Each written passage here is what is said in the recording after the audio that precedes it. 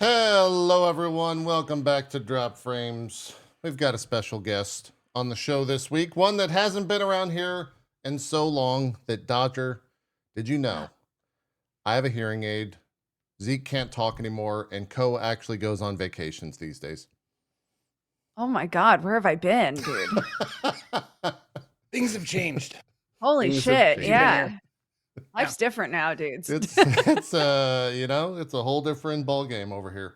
We have flying cars. Foods is in pill form now. It's great. Yeah, The future is now. Gosh. it's I need really to leave crazy. the farm more often. You do. Clearly. Yeah, clearly. You need to get out of there.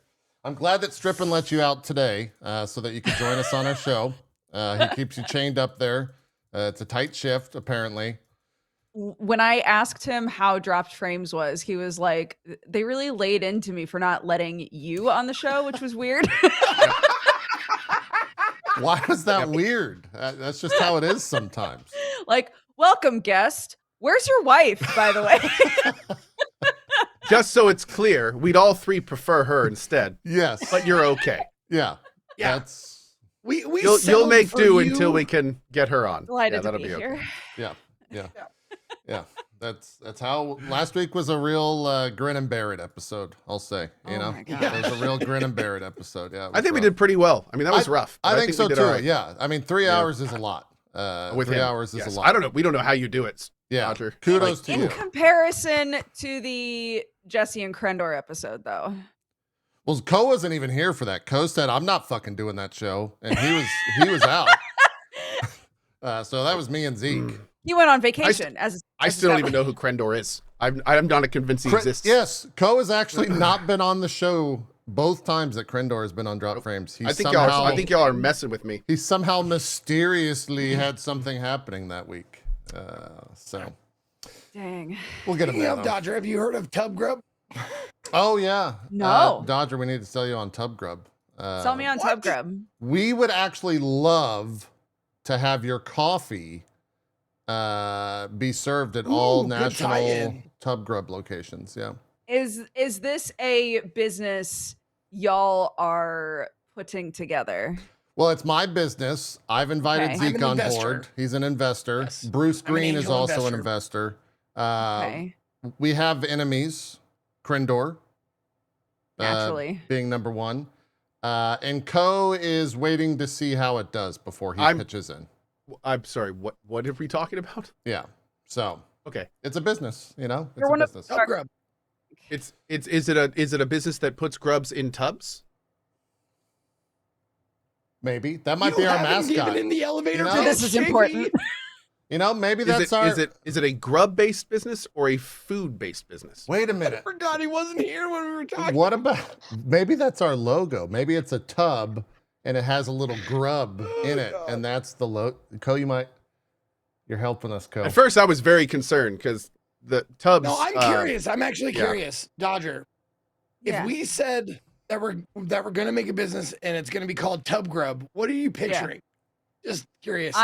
Okay, well, I initially imagined like a popcorn bucket, a tub with food in it, but your reaction to Ko has made me think now that it's like food wait. in a bathtub. I Food was that gets thinking it delivered was to your like bathtub. That's I how was you know thinking it the was like name's good. Grubhub, but they deliver to your tub. Is that like they walk into your house and bring it to your tub, so you do not have to leave the tub? I mean, I we think also that's- might have Do you to wait a offer second? Terrible Do you know idea. what your business is? that. Yeah, no, I'm just. It's this is unclear. this is a I don't thought think they do. experiment. No, we do, but I this think is they're a still thought deeply in the experiment. workshop phase. This is great feedback because we're getting what you guys think it is, which means we're on the right track with the name. I think the name is Right. solidified now. This is like adjacent to the part where you make a logo and then you show it to a bunch of people and see if anybody goes, "That's a penis." It's the same sort of a thing, right? Like I am sponsored by yeah. Starforge. Yes. Yeah, he is. He does have that big dick PC. That's true. That's what they call it. The best one you can buy is actually called the Big Dick PC over there on Starforge. It's wild marketing. They But, put Asmon on a computer? I'm sorry. You guys, they just Co's keep spicy coming. today. I can't stop. Co Y'all is keep spicy. putting it up, man. Wow. Jeez. Wow. We're sorry, Dodgers, listen. that the one show No, you it's come back, okay. you get clipped on LSF, and now all of Asmongold's community. Did you not Oh, hear? don't worry. Did y'all not I've hear been this? on Wait. Y'all did not hear about this. I don't know what. They put in 8. You have to be under 38 to be on LSF now. So I think we're good. At least me and Zeke are. Really? Yeah. I think they're Shit, there's like I'm an old person band. 37. You got one more I year. was gonna, Okay. Quick, gonna punch start someone. shouting my. Oh my my god, I have socials one and more stuff, year to do some just in problematic case. shit. And Yeah. then And they you, like, can never come next for time- me again. Next time Strippin like comes on stream like, hey baby, what are we doing for dinner? Just be like, you motherfucker, and just punch him. Just punch him right in the face. Slap him, yeah. Just smack him. Oh, Yep. that's good. You don't And have a then lot later of I'll be time. like, We got to "Hey, make some good. for the views. I'm so sorry. It's true. Mhm, Yeah. mhm. I've been trying That's to get right. on LSF for a long time, and it's not as easy as you might imagine. Like I've said some rancid shit, and I still can't get on there. Man. I have another one-liner, but I'm gonna save it. Yeah. You got to save it. He does. Code actually doesn't want to end up on LSF. That's what that just was. That's what that. No, it's just weird. was. It's weird because like my relationship has changed over the. At first, it was like I strongly hated it, and then over the years, it was just like acceptance. Yeah. Got its place. Chipped And away now at it's you. kind of nice. Like whenever we're not on LSF much because let's be real, LSF is for drama, big Yeah. announcements. I can't believe he said that kind of stuff, and we don't really do that. What? But every It time didn't we used to be though. no, it used to It be just funny clips. Be like this person farted. Hilarious. exactly. You know. I don't know remember what when clip you could LSF be talking was about literally that. like man versus game, and oh, did you see how Lethal Frag died on this run of Splunky and like all like it was all that kind of stuff. That's where it came from. But these days it's very different. I think And, the first clip of mine that went on LSF was Sam coming into the room and me saying, "Will you tell everybody that I don't buy children's shoes?" And him going, "You do though." And that was like the whole clip. And everyone was like, "Hilarious, called out. Can't believe it." You know. Got him. Can you believe Got she him. said that, chat? Oh my god. Yeah. Unreal. No, but it is kind of funny because all of the stuff that used to be on there, we aren't on there much at all anymore. So whenever we pop up just randomly, like once every few months, like the only people that remember us are like, oh, I remember that guy. Oh, Coastal streams. That's cool. Look at that. That's great. Yep. It's like, look at the adorable old guy still thinking he's relevant. Oh, let's give a little head pat and That's usually get how back it to goes. Hassan. Yeah. That's usually how it goes. It's usually how it goes. I love it. I love our new role for the record. It's great. Wonderful. Yeah, it's wonderful. fantastic. Yeah. It's fantastic. Yeah. Dodger, just for clarity's sake, you were on to something with Tub Grub. That's exactly what it is. It's eating dinner while taking a bath. Food for your bathtub. Food for your bathtub. Food for you. in Food the for bathtub. you to eat while I taking feel a like bath. I need to just clarify. Yeah. Yes. Yeah. I don't know if I've ever eaten in a bath. Uh, Am I missing out? I haven't. Yes, I would you not haven't want fucking to, I lived. don't think. Co. And it's mostly chicken Alfredo. That What kind of we a shower serve. guy? Is we there a serve- shower? Wait, Grub? yeah, hold on. While you're taking feedback, since you're still in the brew phase, I could tell. Oh yeah, Um, we're open to Q&A. Absolutely, go right ahead. Fantastic. So what is the plan? The container which food is delivered to you in the tub Yeah. with, Yeah. how does it help facilitate the eating food without getting food in the tub process? So it's like it's a floatable thing. It's okay, JP. I got this. Oh, See, Co's Dodger, part of what the it company is, now. Okay, we got It's him. a He's in. biodegradable package full of soup seasonings, and you just put it in the water. Right. No, no, Okay. no, You're no, no, done. no. You are not part of the meal. No, JP, tell him about the floaty. Yeah, no, it's a floaty, okay? And it floats. Okay. And we've worked with the top child utensil company so that they make all the food the delivery things for the children that doesn't spill, and we're taking those and repurposing them for the bath for adults. So it's like Okay. child protection devices for anti-spill. Okay. I'm still hung up on. We worked with the top child. The pause was Top so child. Yeah, pregnant. top Yeah. kids on it. Top kids. We've got the that's- top children look, on that's our Top team. children. That's going to be our target demo. We're going to run all the ads on Children? Saturday morning cartoons because There you everyone go. knows. No. Everyone knows that kids Mere get moments families. ago, you said kids you were get using families child into the technology for adults. Right, but You can't now say that you're not. Does he know that people don't watch cartoons on Saturdays anymore? Like, we're so off base at this point. they don't That's run true. cartoons on That Saturday is- morning. I was thinking about Everyone's that got the their other tablets, day. man. Yeah, Saturday morning. Yeah, it's all cartoons streaming are a now. Thing. We don't even have cable. Fuck. Yeah, no. Okay. Anyways, I haven't not watched that network is like the television on specific a, thing that like- ruins this idea. No, they have little floaty islands, basically, that you put your bowl or your plate or whatever Oh. your meal, you put it in there, and it floats around. So, you can Dude. wash, and then it'll float to you, and then you can eat a little bit, and then wash some more, and then eat a little bit. And look, And it has like a dome, like a bubble that like you can like retract yeah, just so you don't get soap in your food. yeah. Also, if you spill a little in the bath, you just drain a little water and you push the food to the little drain. It's self-cleaning. You can and then once the party leaves the tub, we send in Pretty. we send in the group and they clean it. And then The party being you, the party of the first part, like legally, like it doesn't necessarily not a party like of people. no, Who this is can the- be like 10 Who is people. the group? Who's the group? I don't know. Is this Look, we're not- like a party catering it could be a adjacent group. company? It could be a group. Look, maybe It doesn't have people. to be. Sometimes on Saturday nights you go to Dave and Buster's, you go to see a movie. Sometimes you go to a Tub Grub, and you have a Wait, little. do you go chicken to Alfredo. it, or is this your tub? No. Well, We we're gonna have we an have at-home franchise kit. options. We're gonna have an at-home kit that you can set up your Okay. tub to become a Tub Grub. Why don't you just have a restaurant in the with Tub tubs Grub instead family. of chairs and tables? That's what it is. That's what the establishment is. But then why would you name it after Grubhub that delivers food to your house? No, it's not named after Grubhub. It's named after No, Tub Grub. no, legally it's We're not. not. We're very two legal, distinct companies between Tub Grub and Grubhub. Yes, Dodger. I have an idea. Okay. Will you allow me to pitch my Please. idea Yeah, for by how all to means. maybe elevate Let's Shark Tank this. what Yep. we're trying to do? Let's Yep. Shark Tank this. All Yep. right. So there are I'm companies. with them next week.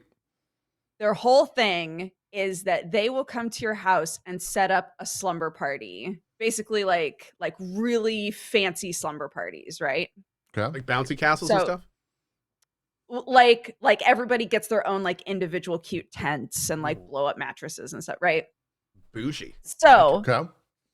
not everybody has a hot tub. And let's be real, not everybody wants a hot tub. Who has the room all year round? But maybe just for one night, for one special night, Grub Tub could come to your house, set up one of those inflatable hot tubs. Not only that, they cater. They'll bring you food. Chicken Alfredo. And That's our floats in the primo. water. Everyone loves Maybe chicken not Alfredo. chicken Alfredo. No, We should workshop that chicken part too. Alfredo is America's dish. Everyone knows that. Can I Also, JP, real For quick, one.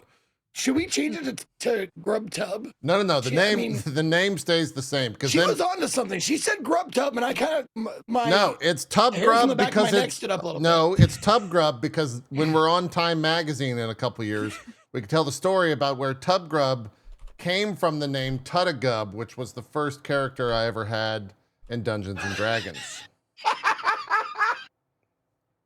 An oldie but a goodie there.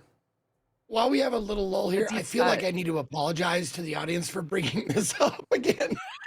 Yeah, I like how somebody just dropped into my channel and was like, so, see, the news was thin this week.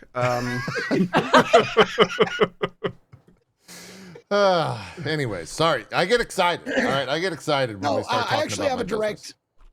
direct thing to tell Dodger. Like I do indie days every Saturday. I do indie games on Saturdays, and you are constantly like mentioned like every indie day because like you have a reputation for, I guess, for playing lots of indie games and stuff like that. So They are my fave. people come into my channel all the time like, oh, Dodger played this. I'm like, oh, it's going to be cute then? Good. Okay, great. Excellent. This is a Dodger game? Oh, great. Oh, great. So Either there's going cute to or be petting horrifying. kitties and stuff? Yeah. Yeah, I know a Dodger game is good when I'm looking at her in the follow list and there's that big disclaimer at the front. It's like, oh. Yeah. Okay. I try to always have like a command that's like the warning list for whatever game I'm currently playing. And sometimes the list is massive. Like it's so And what's big. hilarious is you'll have like disclaimer. And you'll go in and I'll see somebody pound it and there'll be like a paragraph of stuff. And I'll look at the game and it's some cute ass pixel art game. And I'm just like, where is this game going? Dude, That's happened more than once. Did any of you guys wind up playing Nine Souls? No, it That's was the one cat of those side games I scroller, wanted right? to. Yeah. The Metroidvania with the cat. Yeah. That I played a little bit of it, yeah. that game was horrifying in a lot of ways, but like really cute, like really good art. And the warning list for that game was massive. And every time somebody came in and was like, "Oh, what a cute game. Oh my gosh, do you think could I play this with my kid?" People would spam the warning list like, "No. Absolutely not." Don't Where do mention you the find name We're the around fighting it. right now. We're in an opium den. No. No. Oh, no. Zeke, the list is different for every game. So if she's playing a game, No, I know, it but has, where yeah. like when you play a game, where would you find the warning list? So typically there will be somebody who's already played the game. I feel like Okay. devs are getting a lot better about having some kind of a heads up on like their Steam page about even just vaguely what's in the game. But yeah, we'll throw it to chat sometimes and be like, "Hey, has anybody played this? Is there anything that we should be aware of?"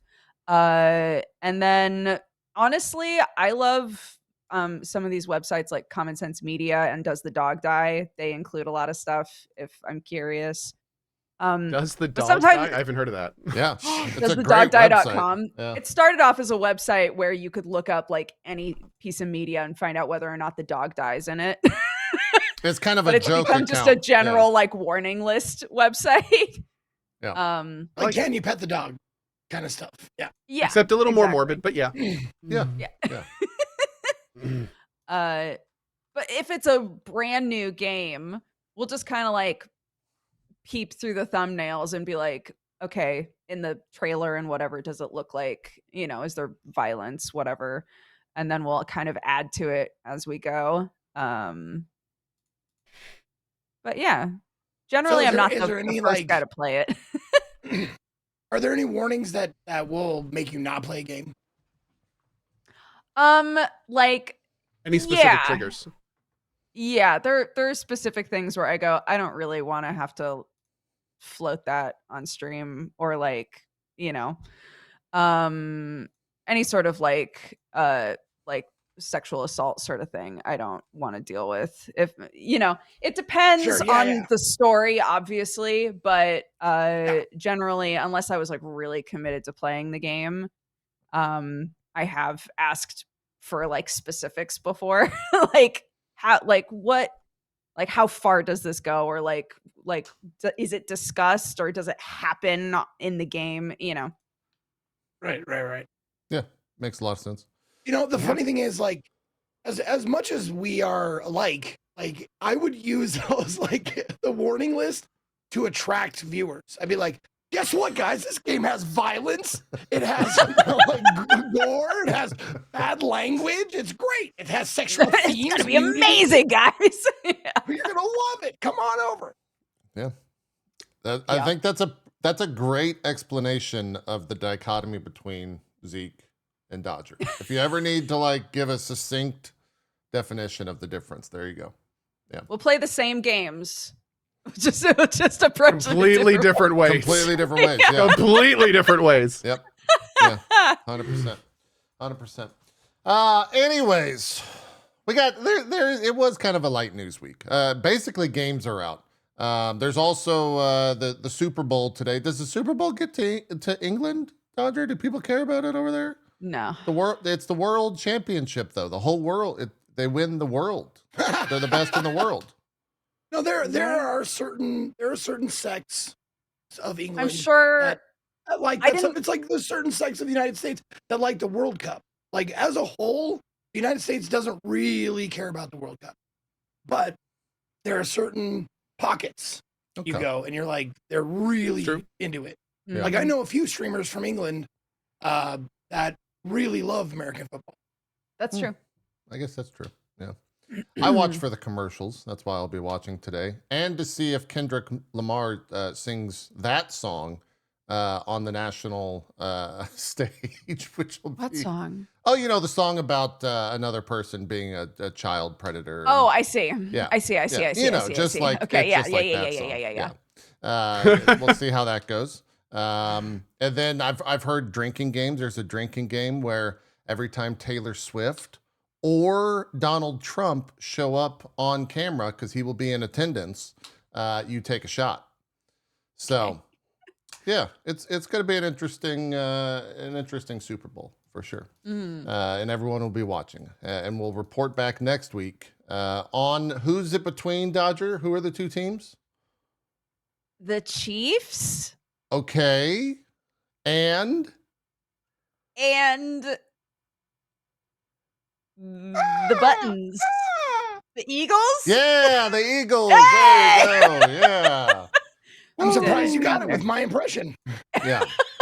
To be honest, I should have asked Co, because I think Co had a less of a chance in getting the two teams than I found out the Super Bowl was today when somebody asked me yesterday if I was going to watch it. Yeah. Yeah, that's So right. I would have said the Sandusky Philanderers versus the Los Bengals Sparkling. I love the Philanderers. They're my Los team. Bengals Sparkling. They were pretty good last year. Yeah. Yeah. They're incredible. They're incredible. Video games. Now, I only keep up with sports because I follow a few streamers who do. Yeah. So like I see their posts about it. That's how I keep up with most sports and most news, to be honest with you.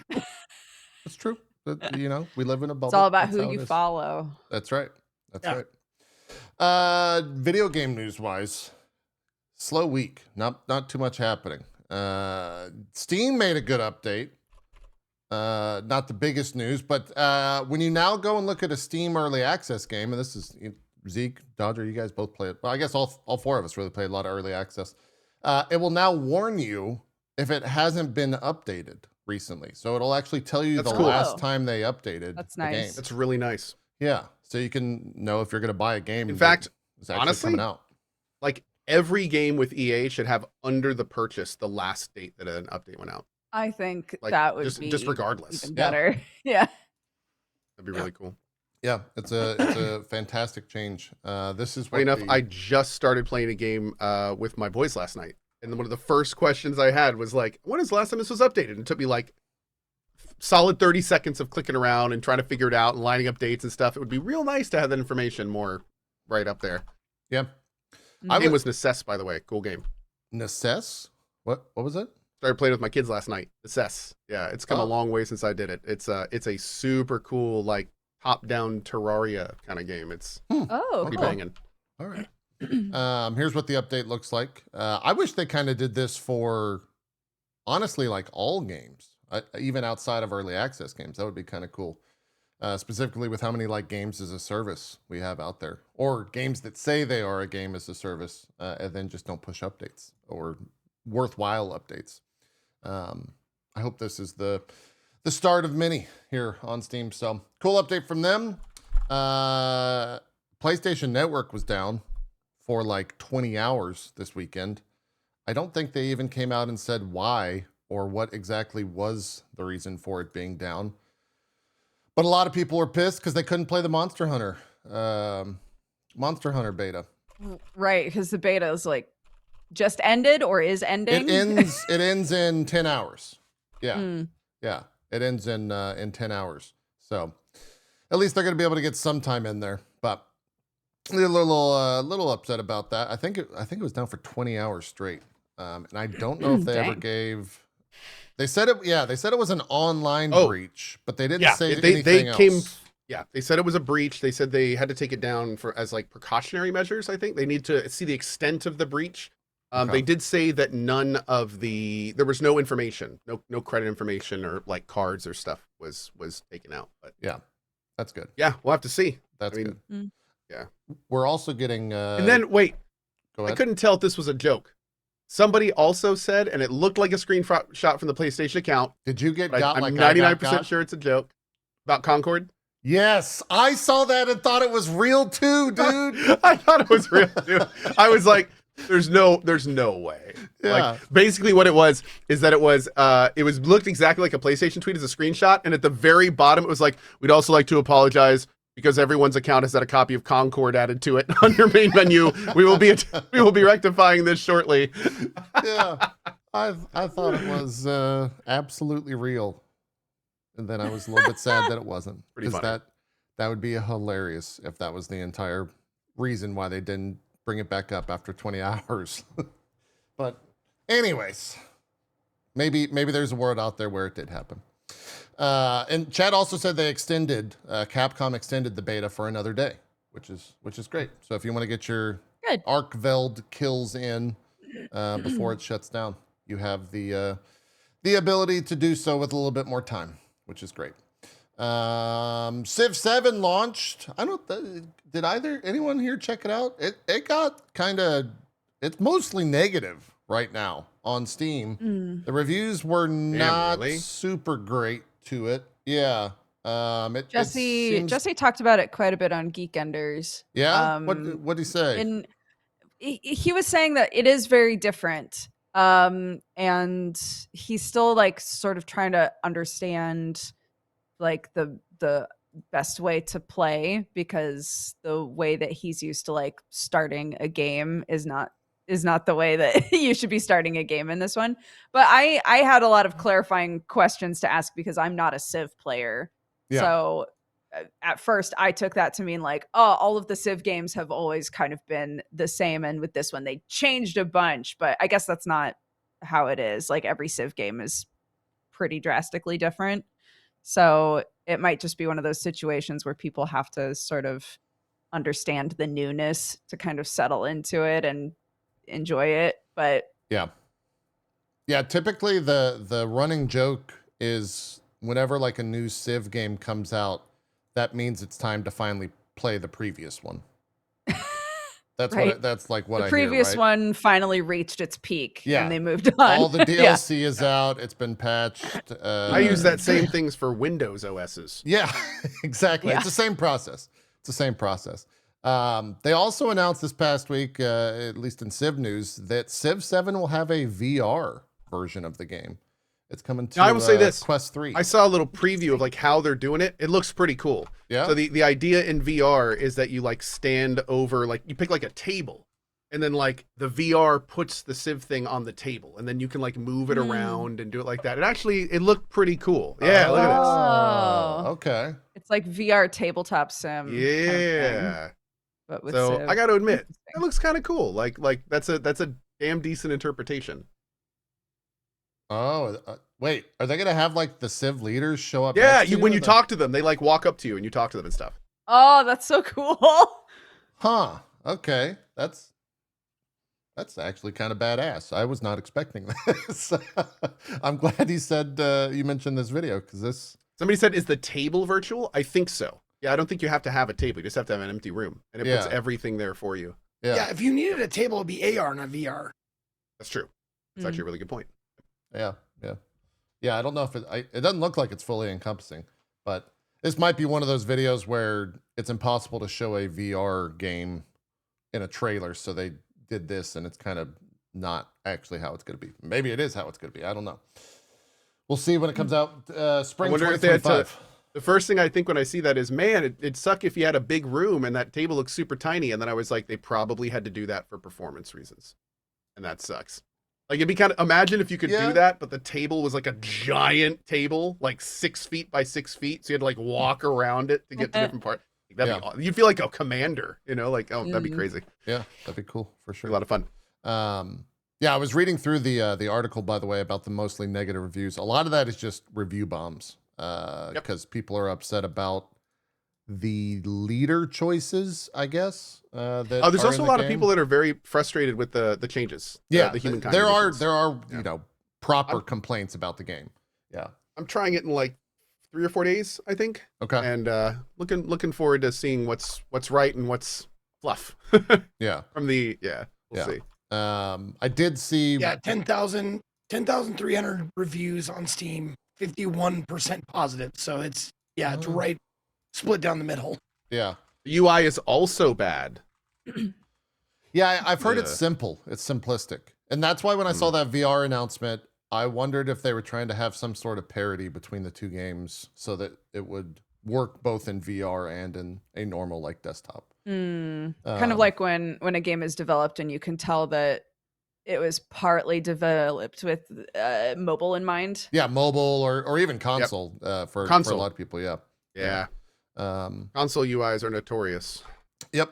Oh, It's got, what did it peak at? It peaked at 66,000 players on Steam, currently 60. It's right there at the... Is it? It's not Game Pass, is it? I don't think so, no. I don't think it is. Because it's 2K, so I don't think they have any Game Pass. Yeah. No, they don't. Relationship there, but yeah. Co, I'm curious. We'll talk in, I guess, 2 weeks when you get back from your vacation on Civ 7. Once you get some hands on Civ 7 and time. Avowed. Yeah, Avowed comes out this week as well, which I'm man. think a lot of people are getting hyped for. What else do we got in the world of news, real quick? Sworn hit EA. We did a sponsor stream for that. That was cool. Yeah. Okay. Let's use that actually to talk about Sworn, because I was telling both Zeke and I were talking. I was promised a pitch. Yeah, for Sworn. Sworn is great. You should play Sworn. I think we can all attest to that. I played it for. It's very rare that I will continue playing a sponsored game after a sponsor. I played that game both on stream for 2 more hours and then multiple times off stream. It is a fantastic game. Multiplayer is actually harder. At least it was for me. Yes, Really? it is. Yeah, by a considerable I noticed amount. that too. Yeah, I don't know if they need to like fine tune the values, like the HP values or any of that. But yeah, you get your ultimate. At least I was getting my ultimate in like maybe 10 hits, maybe 15 hits. I would get an ultimate charge. And multiplayer, it was like we wouldn't even see one until we got to a boss. We wouldn't even have enough charge to do it until we got to a boss. Give me like the 2-sentence summary. Hades with multiplayer. Yep. Multiplayer. No, it's basically Hades, but it's doing a lot of its own stuff. It has some interesting weapon progression. Like it's the gameplay of Hades, but they and the metagame especially, like, you know, you get to a room, you clear the room, then you have a couple doors to go through, pick your door, you know, you have your standard meta upgrade currencies, things like that. But it is it's in its own world, all VA'd, which is great. At least all like the major gods the first time you see them. And it is doing enough interesting things to where it's like, if you like Hades, you'll probably like this too. So it's that kind of situation. Takes place in a familiar setting. It's Arthurian legend and with a little bit of like fairy stuff, like Oberon and Titania and stuff like that. Oh, gotcha. Okay, cool. Yeah. Yeah. Here, I'll show you more. I was just getting this up so people can sounds see. very up my alley. People could see the name of the game on stream. It's also really pretty. Oh my gosh, to it look even like nice. looks like Hades. It's very much Hades like. It's very Hades. The entire time all 3 of us were streaming it, there were discussions about like how they just straight up copied. I honestly, during the sponsor stream, I called it a Hades like. Yeah. Like a lot of the mechanics are taken directly from it, but it's also doing enough things on its own that makes it interesting and fun to play. So it's not like it's that kind of situation. Tons of upgrades, tons of different varieties. So 4 classes, each class has 4 weapons. Each weapon has a full skill tree with unlocks on it that you can like flip the skills on the skill tree to do different things to the light and heavy attacks. Apart from that, there's 5 upgrade paths that just, you know, do general HP, spell, all your different, you know, gold, rarity of the different things that you can unlock. You start getting rerolls, all the Hades stuff. You start getting rerolls for different rewards on levels that you can spend. There's rare chances for events to happen within a map. So once you finish a map, you can, you know, do a timed trial to get whatever currency to unlock whatever thing that currency unlocks. What else is there? There's duo stuff. I never saw a duo. Co saw a duo when it came to like the skill unlocks, kind of like exactly like Hades has. I never saw another one of those since Co talked about it, so they must be rare. The dev, so I had a dev in the chat. He said that there's 338, I think, blessings, like different things to change. That's a lot. Yeah, there's he said something like 120-ish of those are weapons. So they're like the hammer from Hades, where you can change different abilities for all the classes. And then there's also classes, which is a big departure. Yeah, and then that's kind of interesting. There's the ones for like different the different gods or whatever you want to call them. I don't know what they actually refer to. So yeah, what's kind of fun is, so you start with a class called, I want to say it's not Vanguard, Vagrant or something. Yeah, and Vagrant. as you play him, that unlocks the monk. If you keep playing the Vagrant, you can not only unlock 4 different weapons that they can use that all play completely differently, but then those weapons can be upgraded, and they also have 4 abilities. But as you're playing the Vagrant, then you unlock the monk. If you play the monk, you unlock the heavy warrior guy. If you play the heavy warrior guy, you unlock someone else. And then each of those have 4 upgradable weapons and 4 different spells. So there's a lot of variants. It's range and melee too, so you can kind of like mix and match and choose, I want that range weapon, this range spell, or this support spell and this melee so I can get close. So it's pretty cool in that regard for sure. Yep. And it's really good. A lot like these roguelike games are prone to, you go in with a weapon and your build completely changes from one run to the next depending on the blessings you get. So like sometimes you'll be like focusing on your light attack because you get a good blessing for that right away, or your heavy attack, or your spell attack, or your dash ability, or whatever, because of, what you roll, because you'll get like this rare boon and be like, oh shit, I guess this is my build now. Yeah. So yeah, it was really cool. And it seems like they definitely are still cooking. They've actually put out some worthwhile updates to it already. Just fixing like pretty big bugs with it. So that's also great to see. I was playing the other day and I started talking with a random person in chat because they were telling me that the game worked a certain way. And I was like, no, it doesn't, because I'm clearly playing it right now and it's not working that way. And he goes, yes, it does, dude. I'm the game director. And I said, shit. He got me with that one. You win this round, Dev. Yeah, I couldn't refute that. But I got him back somewhat because he was like, "Oh, you're definitely dead in this next room," and then I one-shot the next boss, and I felt pretty proud about that. So, yeah, it was a little give and take, which was awesome. I haven't done a full run yet. I've seen the final area. It was pretty difficult. Gathalion, I actually watched him do it for the first time today, using the Rook class. I think there's 5 different difficulties after you clear a run. Oh. Yeah. Whoa. So there's a lot of like content in that regard at this point. The dev was also telling me that the variety of the different builds that they've seen within the game from all the QA testers is very, very varied, to use that word in a terrible manner. There's a squirrel that is in one of the phase, one of the gods that you can unlock. And you can do a squirrel build where you just have a companion that constantly attacks. And he said, yeah, that's been our favorite one so far, is someone just did a squirrel companion build. And it like just destroyed the game. Amazing. Yeah, so there's a lot of things. Lot of things that like Hades hasn't ventured into when it comes to companions. There's different companions, and those are all those come via like different unlocks that you do in terms of a progression currency within the game. So it's very good. Speaking of unlocks, the unlocks actually they happen pretty quickly, which is nice. And none of them, like thus far in the 3 or 4 hours that I played it, like have been game breaking. It's just you get a lot of options pretty quickly after doing a couple of runs. Yeah.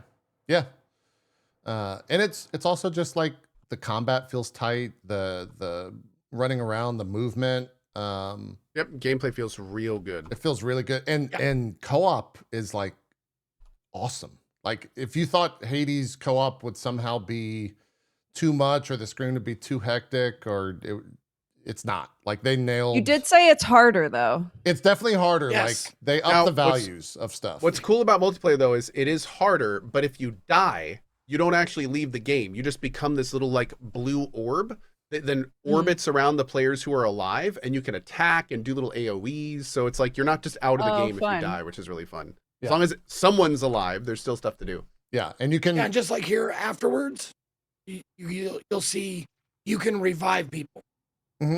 With penalties though, so you can take. Yeah, they give you options. You can pay like gold, which is used for shops. You can take a team-wide HP percentage drop, so like minus 25% HP, and then the third one I think was like pay your own personal HP.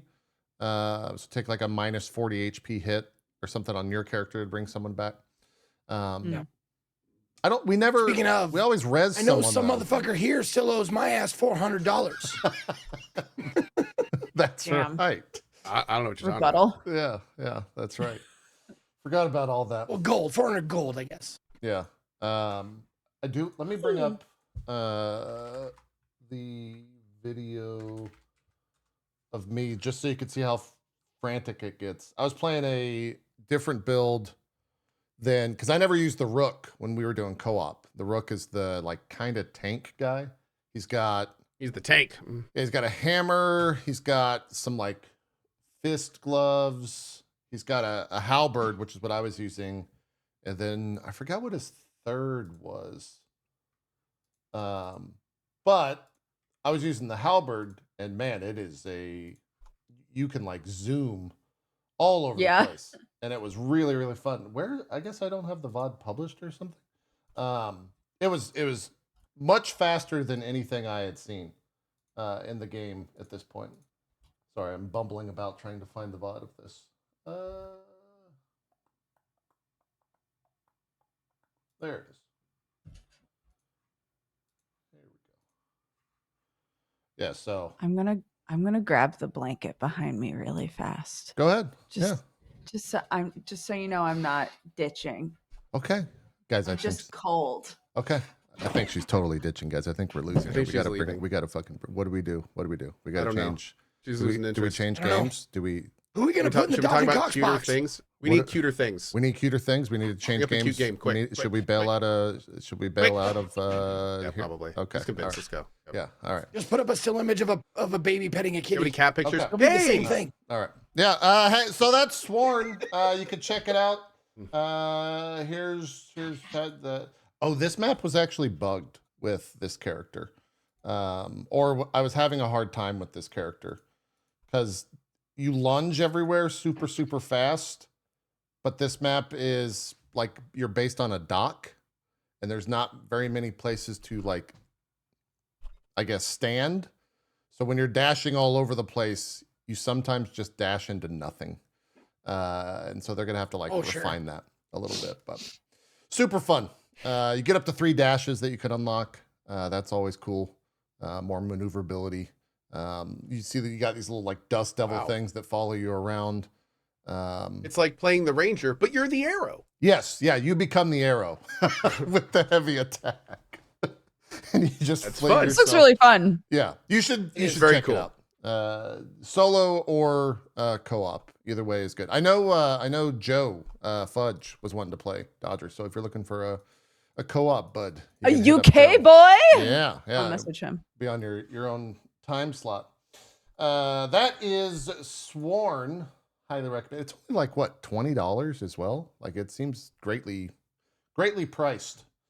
Fantastically priced for. Is it exactly in what early it is. access? Is that why It this is. one Yep. that just got brought up? Okay. Yep. Yeah, it launched into Yes, it early is. access. It's on sale Also- right now for $19.99. Normally, I don't know. Steam games are never not on sale, so I'm guessing they wanted to sell it at $20. Good But time to it's mention. $20 on sale from $25. There you go. Good time to mention, by the way, that although we've been making a huge amount of comparisons to Hades, one thing it does not have is the backbone of story and characters and dialogue that happen between runs in Hades. So it is a more Right, okay. gameplay focused approach. So if that is one of the Thank things you that for sucked you telling into me that. Hades, yeah, I just was understand. like, I can't wait to fall in love with these characters. Exactly. Yeah, that's not going to be happening in this one. It's kind of if you've heard of a game Curse of the Dead Gods, it's kind of similar to that, where it's a Yes. Hades I love like, that game, but by it's the way. gameplay focused. Good. Then you'll probably like this one. Yeah. Okay, great. Yep.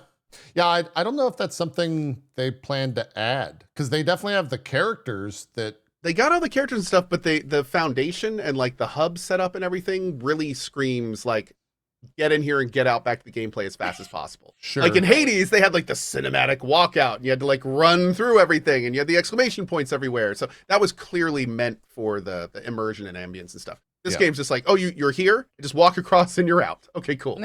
yeah. So There's nothing to explore. Don't get not distracted. really. Play. Everything you need is in this nice little circle right around both points, and then you're just back into the field. So Yeah. No bedroom to decorate. still for $20, no, I mean, something like that. Yeah. 20 Well, bucks. you do. right? Oh, you gameplay can unlock cosmetics. There are cosmetics in the game. Yeah. Yeah, in the game too. Yeah, you get like not only different outfits.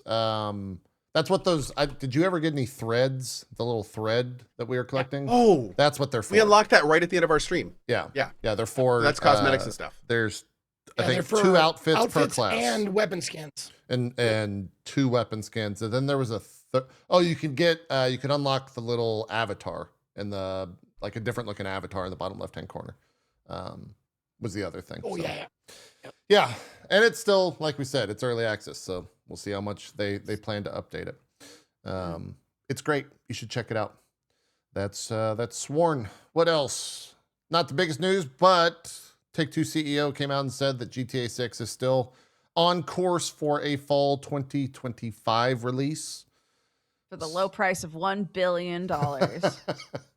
Yeah, he didn't say anything about the price. They did say, Of course not.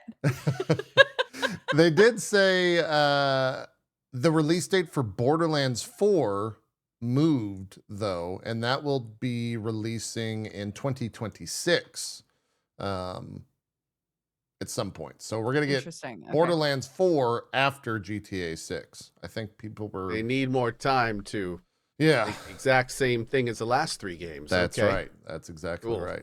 Yeah. I think I this think by now they'd kind of have that down. this all came You out have of to get a it just right. You do. After 3, you do. Yes. Yeah. Yes, This- you do. This all Like came this is from the a make quarterly or break earnings report. title, guys. For a lot of people, I'd say, yeah. For the diehards, no, because it's more Borderlands. But I mean, there's people like me. I played Borderlands 3, and I said this is the worst by far. Like the main I characters and agree. everything, like it was terrible. It was hard to play towards the end. So I'm hoping, like, thankfully, Tiny Tina was kind of great. Funny enough, Borderlands 3 came out, was absolutely terrible. Tiny Tina came out, and that was arguably one of my favorite. Mhm. So it's like, it's good at least. But yeah, we'll see where it goes. Yep. Yep. Gotta wait till 2026. Blindsided for that says, one. in my opinion, 3 was awesome. That's okay. We can't all be right. But it's you know, yeah. Yeah. It was we at the very least we can agree that more people panned 3 than 1 and 2. So Yes. generally it just didn't hit universally as well as 1 and 2 did. So they need to figure something out with 4 to like get people back. you know? Honestly, like the gameplay was okay, but it was just way too try hard. Like when they announced like 2 influencers, the main characters, I was like, oh, please rip us to shreds. This is gonna be hilarious. Like I want to come out of this feeling emasculated, like destroy us. And it ended up being just like the most like surface level cringe. We've heard this 1,000 times humor, like nothing funny. And then I don't know if you guys remember this. I'm gonna go on a little rant here. There No, I was do. one part in the Borderlands 3 story where they start acting like maybe we could pit the 2 siblings against each other. Like something happens to the brother, and there was this like tinge of like, oh, I'm kind of jealous of her. Maybe we can lean into this. And then like a scene later, they just forget that entire thing happened and nothing ever comes of it. Yeah. And I remember just being like, did you guys fire a writer or something? Like it was getting interesting, and then you literally brought it back, like screaming and kicking from interesting to uninteresting. Like, why did you do that? It was just the weirdest thing, man. It was so strange. Anyway, okay, I'm done. Yeah. No. It bugs me to this day. Like it's just so wild. On the topic of Borderlands, I said this the other day when we were talking about this very news in my normal stream. The best Borderlands game is the Tales of the Borderlands. It's not the other Borderlands. That was really good. games. That was a great one. Those I Borderlands had was more fun great. in Tiny I still Tina, listen to the but I still love soundtrack. that one. Oh yeah. God, yeah! I still have all those songs on my Spotify list. fantastic. I even like the second one. I never played the second one. I forgot that they actually had a second one. I definitely belly laughed multiple times during the second one. Okay. Yep. All right. I Some don't pretty good even parts. know if I played the second one. I definitely I didn't. don't remember. Yeah, I didn't know that there was two. I was surprised. Okay. I went in with very low expectations, but it ended up like it got like average reception, but I thought it was great. I had a good time with it. Yeah, Is the second Wolf Among Us still coming out? I Is that think still a so. thing? Yeah, they're still cooking on it. I don't know if there's been any recent news, but they're still working on it. I hope. I don't think they've canceled that yet. So, what else here?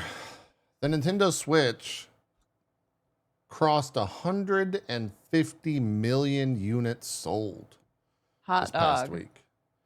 That's kind of a staggering number. I really am curious once the Switch 2 comes out, how long they continue to support that hardware. It seems like the Switch 1 and Switch 2 are going to have a bunch of different, compatibility in terms of software and all that stuff. So maybe they will just support it, but 150 million units sold, that is absolutely bananas for Yeah. the numbers out there. I clowned on it when they first were like, we're going to put out the Switch Lite and it's just going to be smaller. Yeah.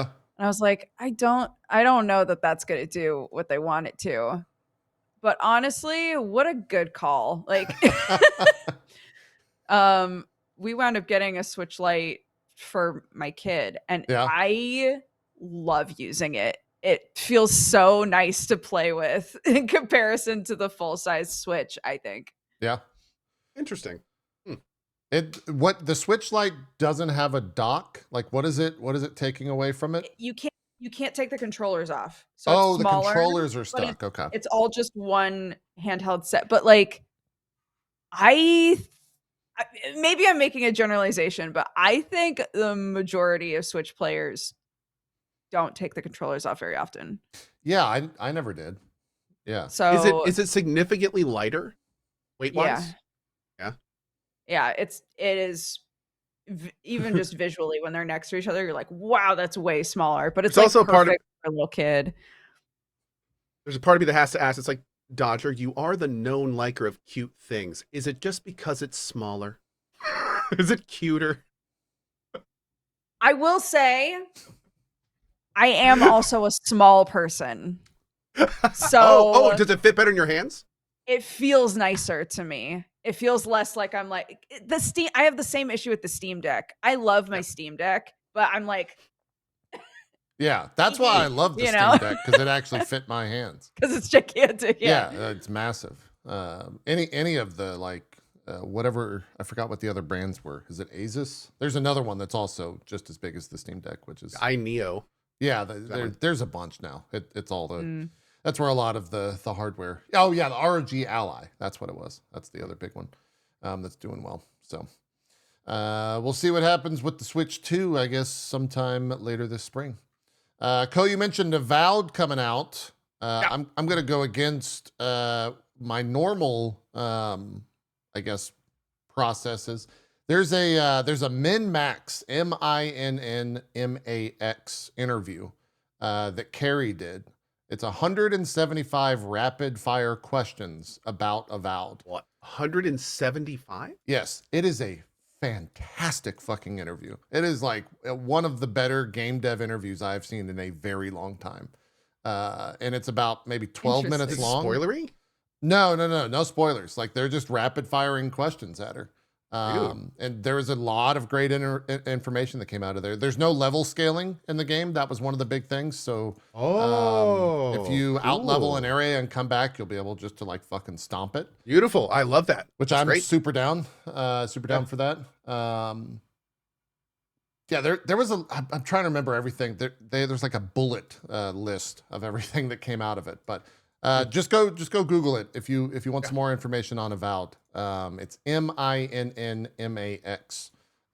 with Avowed game director Carrie. Oh yeah, there's no new game plus, but there is new game. So you can't like.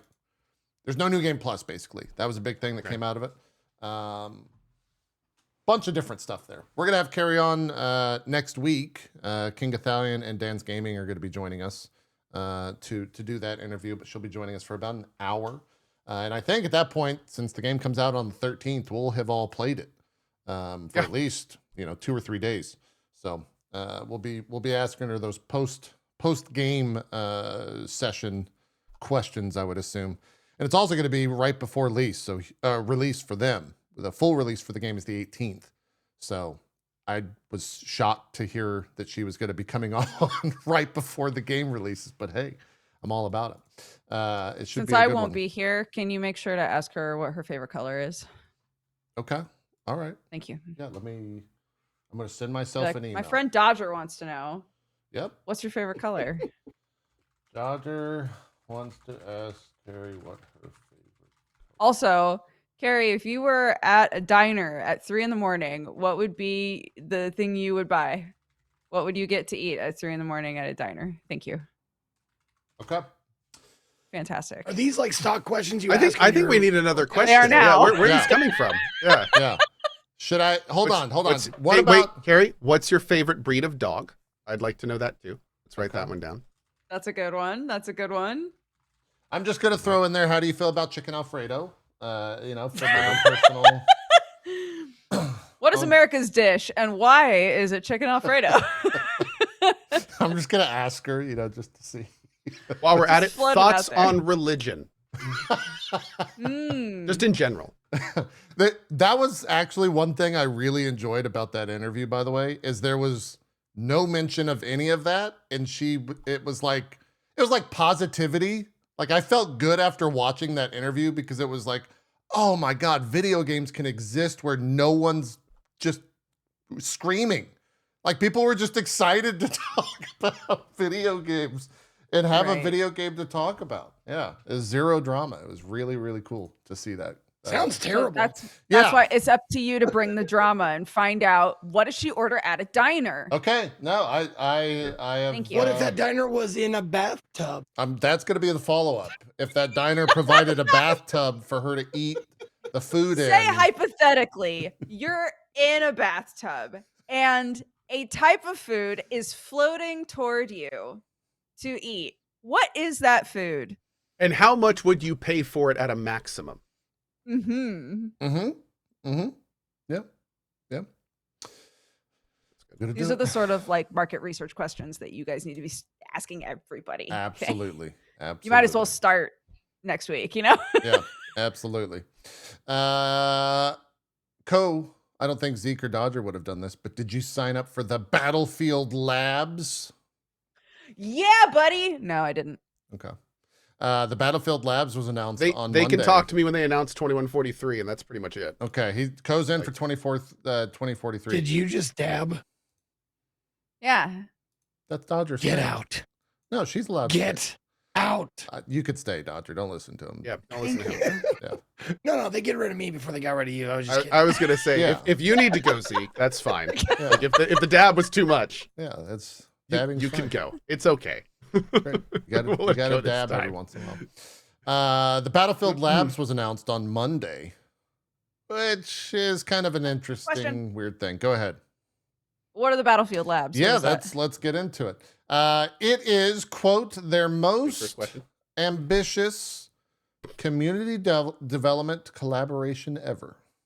It's an opportunity to provide feedback, validate the future of Battlefield, and have a direct and lasting impact on the next generation of Battlefield games. Essentially, this. it's like pre-alpha, according to them, pre-alpha game testing. You can sign up for it. Anyone can sign up Oh, for it. okay. It's under an NDA, but they are trying to get So as many people playing it as possible to get that feedback. the part about this that is hilarious is, first of all, they're basically bringing in something that you would have a paid position for, Right.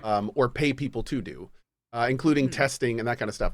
And then the other thing is, I love how they call this the most ambitious thing, but probably one of the only reasons they're doing this is because of how poorly received the previous ones have been. So it's kind of like, will you please tell us how to do this properly? We've put this program together for you. Tell us what we need to give you, because clearly we aren't doing it properly. So, well, what if you please step up and tell Yeah. us how to do this? Yeah, 100%. That's exactly what it is. And like, I kind of respect it if we get a better game because of it, but you're 100% right. It's all marketing at this point, right? The only thing I really don't like about it is how this is very Huck Finn. Like they're very much floating. They're very much floating this to us like, oh, this is a huge benefit to us. But everyone who signs up for that should understand that none of that would be necessary if they were doing it properly themselves. Right. Yeah. Like we wouldn't need this. We wouldn't have a Battlefield Labs if 2042 was a good game. Right. So it's like, and again, all the stuff that people are going to be doing for them. Yeah, it's kind of cool that you're adding in, but all this stuff they could have had in the past, for free, if they had listened to their communities when they were doing this stuff. So I don't know. Like you just have to you have to think about why they're doing things like this, and they don't quite seem as good as they are. Yeah. Yeah. Yeah. Especially when it comes from a company like EA. This kind of thing from a company like Larian would hit different. But when it's like a company that's EA, like where they've had access to everything they're going to get from this, they just kind of decided not to listen to it. Like that's very different. That's different. Yeah, it just hits different. I can't refute what you're saying. Absolutely. The difference between when you look at the company, do you think that they're actually going to listen to what you're saying? or are they just trying to make you feel listened to, and they're just going to keep doing whatever they're going to do? Yeah. Yeah. Yep. They're trying to be like, look, we got gamers just like you involved in the development process. And then the entire Battlefield like Labs is just them testing monetization to see how far they can push it. Like that's that I can entirely seeing that kind would of really thing. Yeah, that would be shitty. Yeah.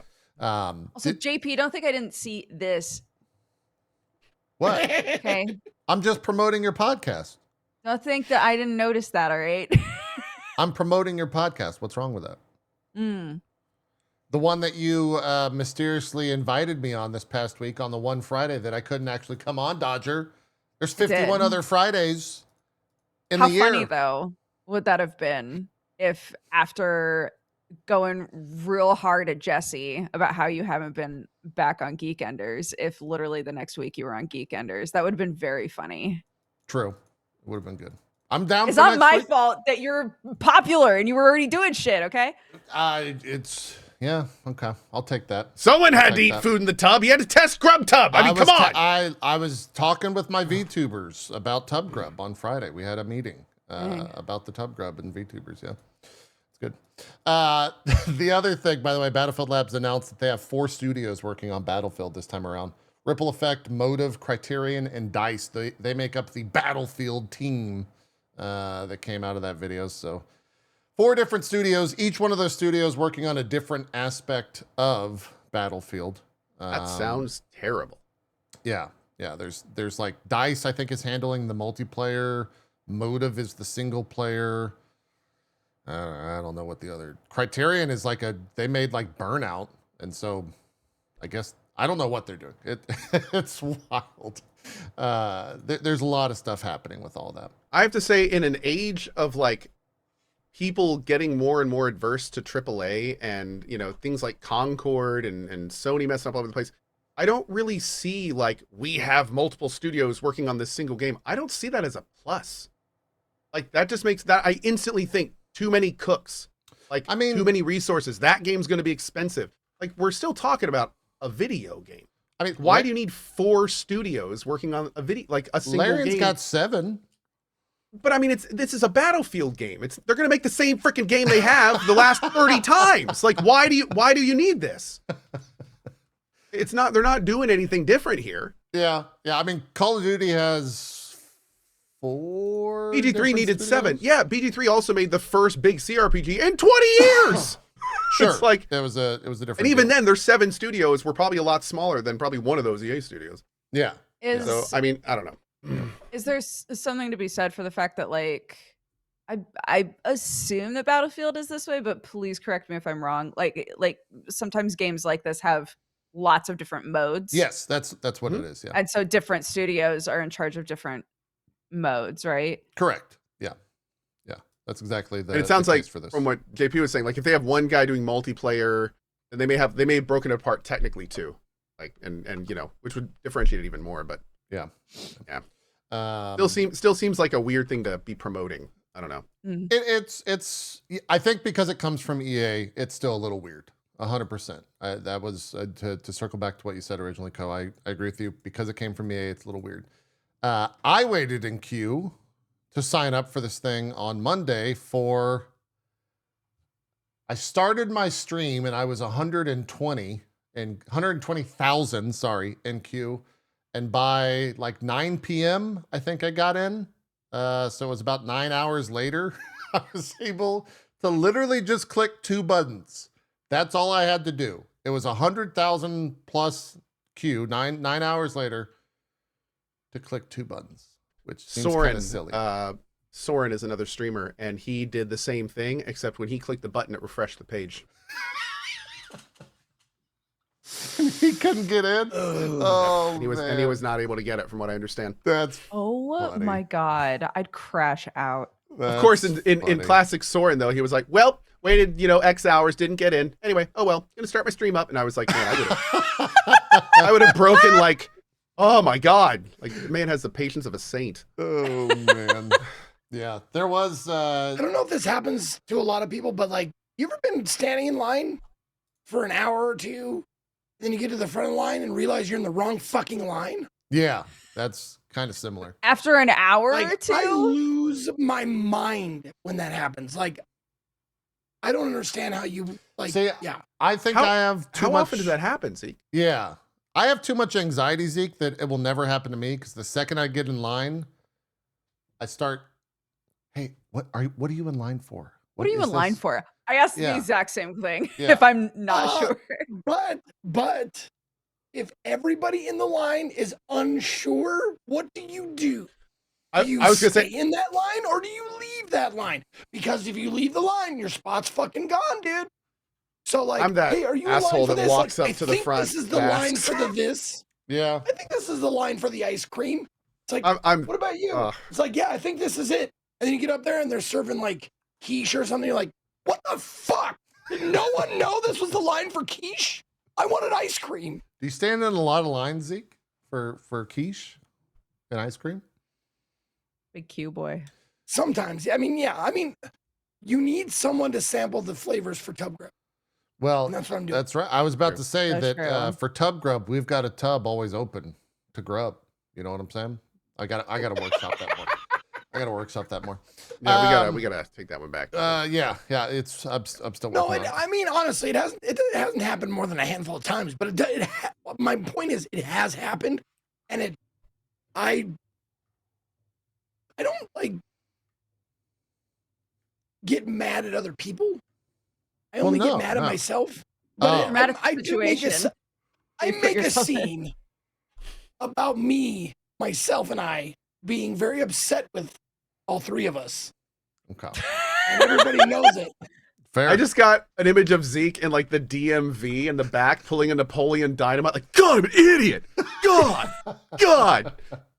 No, it's the oh my God, this is a kind of a deep cut. But have you ever seen Punch Drunk Love? Sure. When he goes into the bathroom and he just beats the shit out of everything in the bathroom, he like tears off the stall door and he like punches the paper towel dispensers like that. And he goes, he walks out and he goes, I beat up the bathroom. I'm sorry, I beat up the bathroom. Yeah. That's me. That's totally me. I can see that. That makes sense to me. Good reference. Yeah. Good reference. We got the 6th trailer, potentially the final trailer before the launch trailer for Monster Hunter Wilds to announce their beta. They announced some more monsters in this trailer. Beta's currently running. Played a little bit of it yesterday. Had a absolute fucking blast, just like I did with the last one. A lot of complaints still about performance. There are the like asterisks next to that is that this beta, the one currently running right now, is running on the original beta build. The benchmark, which was also announced, which you can download for free on Steam, is running on the release candidate. And so if you want to, a lot better. yes, people are getting a lot better scores. However, Good. people are still struggling on some of those benchmarks. And I will also say that the benchmark is not 100% true to what the actual game will be because they're like cutscenes. They're in-engine cutscenes that play in the first and third half of the benchmark. The middle of it, if you ever run like a Final Fantasy benchmark, it's very similar. The middle of it is like the gameplay that you can actually judge by. But people are upset because, you know, they're trying to play Monster Hunter in this beta and it's not performing that well, which, you know, I get. This was the big reveal of this monster. This guy's fucking crazy. They've got a very, I wouldn't even say he's like overtuned right now in the beta, but you're fighting him at a much lower like gear level than I think you will be in the actual game. So you're just gonna get your fucking ass beat if you want to fight him. But it's very awesome the entire time you're fighting him. He does some fucking cool abilities that are, you know, slamming the ground and giant fucking explosions, and they do turf wars with all the other monsters, and it's awesome. It's really good. It's really good. And it seems like people are gonna love everything. I think this peaked at like 270 or 280,000 people playing the beta, so people are getting excited for the Monster Hunters, and they're ready for it. I know your significant other, Dodger, is my sweet love, ready and rearing. He's mentioned he's a little into it. Yeah, he's a Monster Hunter boy. When we first started dating, he was like, "Have you played Monster Hunter before?" And I said no. And that was the first time that I played Monster Hunter was Try. Back on the Wii, the Wii U. Yeah, on the Wii U. Yeah. And I actually loved the way that they had it set up for that game. But I loved it. And I haven't gotten really into a Monster Hunter since that one. But Sam insists that I'm going to be obsessed with this one and that I have to try it. So I'm going to. Great. So that's awesome. I gotta know, like, is he annoying about Monster Hunter like the dude that's really into IPAs? Oh, like hipster. Is he like annoying. that guy? He's no. like, man, have you tried Monster Hunter? I mean, really tried it. Have you really tried it? Because like in the Monster Hunter that you're not getting, I don't think. I don't think you fundamentally understand the notes under the surface that really add to the entire picture. Yeah. I think in order for it to be an IPA guy situation, every time a Monster Hunter came out, he would have to insist that I try it, but he never does. He just gives me a heads up like a month before the game comes out and is like, just so you know, I'm going to only be playing Monster Hunter for a while when this next game comes out. This is the first one. A single parent for a while. Yeah. This is the Just first had that one. conversation with my wife about KCD too. Yeah. Right. Monster Hunter Wilds is the first one in years where he's been like, you have got to try this because I think you're really gonna love it. So look, I'll try it. I have so many friends that love these games. Well, you're on kind of a Dodger renaissance right now. If you want I am playing a lot of shit that I don't normally play, like, dude. You're doing a lot of new stuff. I saw you're getting into League of Legends.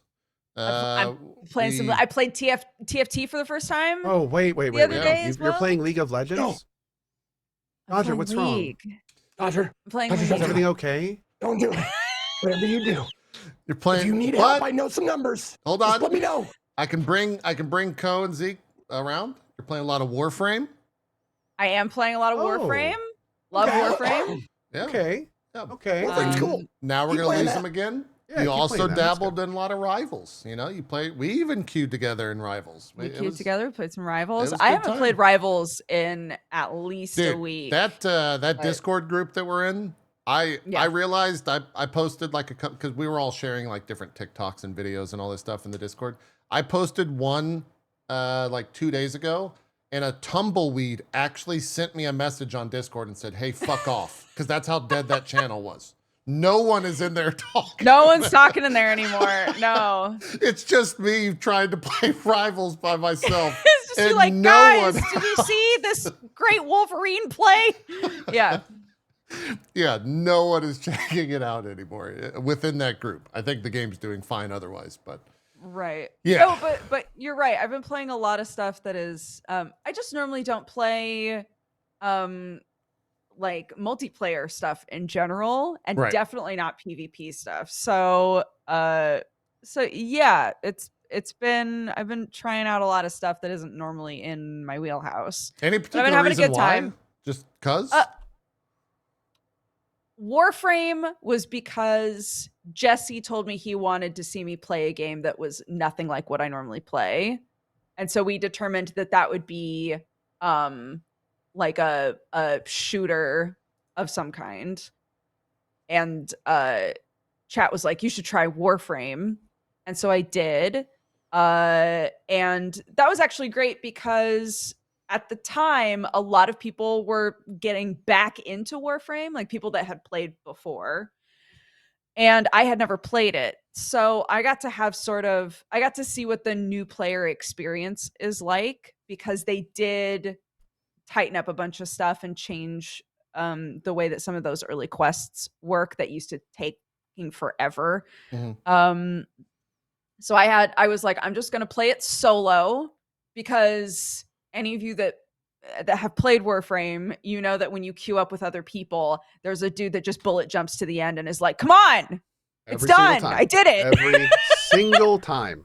Yeah. So some fucking speedrunner guy that just got done at GDQ, like jumps in the map. Like, come on, dude. I'm just here for the plastids. Get to the end goal, dude. Yeah. So so I decided to just do the whole beginning solo, up to the second dream, which is where most people say is like where the story really starts, or like, the lore really kicks it into gear.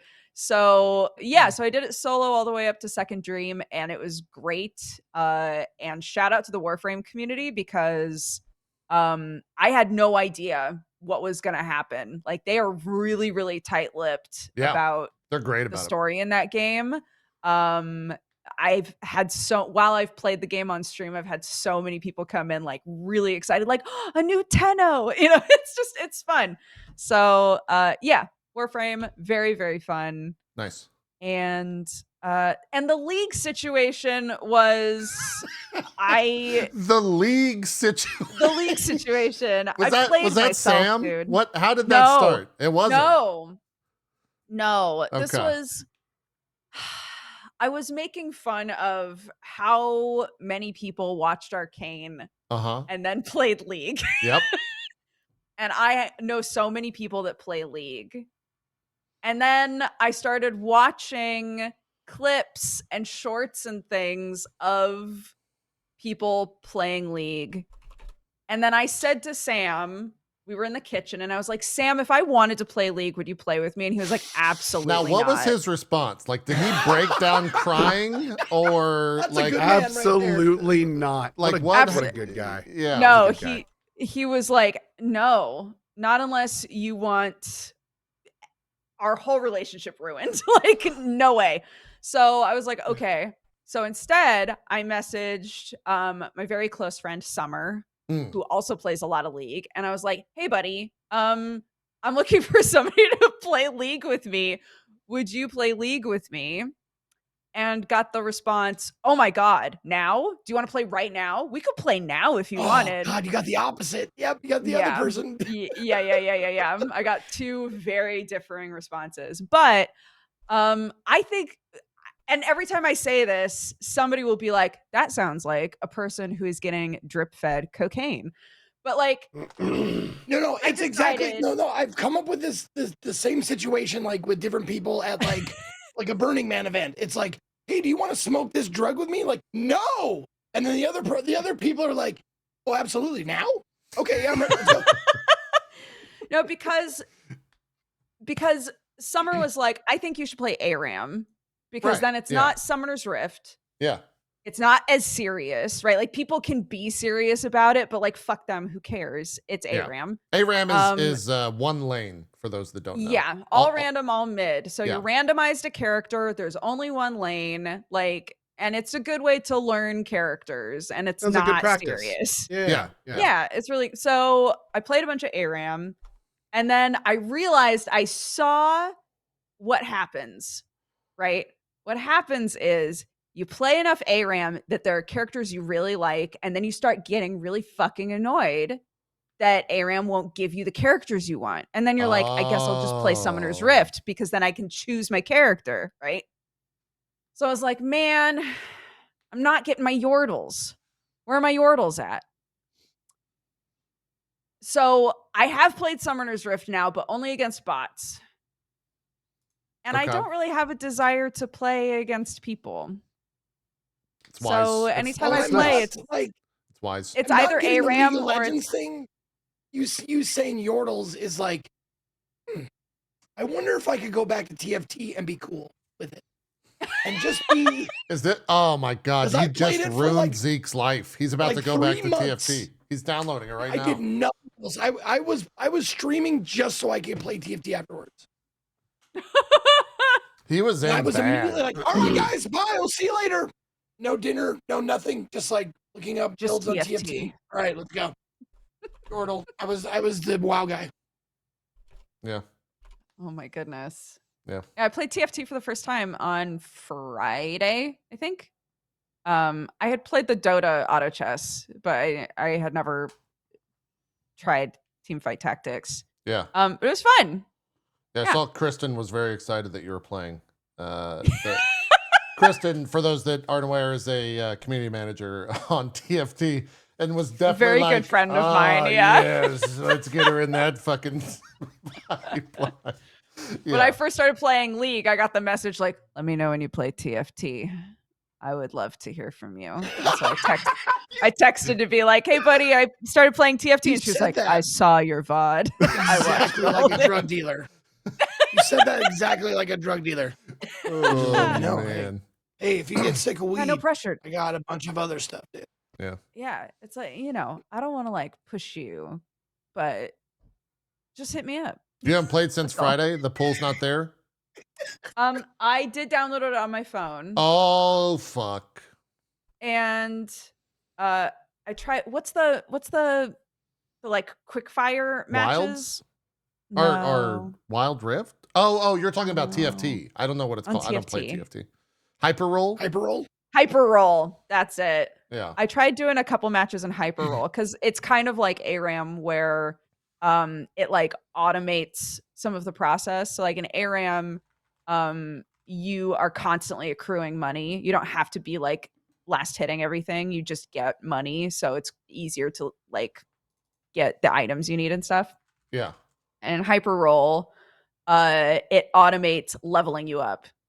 So it eliminates that part of like the auto chess thing where like you don't have to think about leveling. It just levels you over time. And all you have to think about is who you're buying and what items they're wearing, Yeah.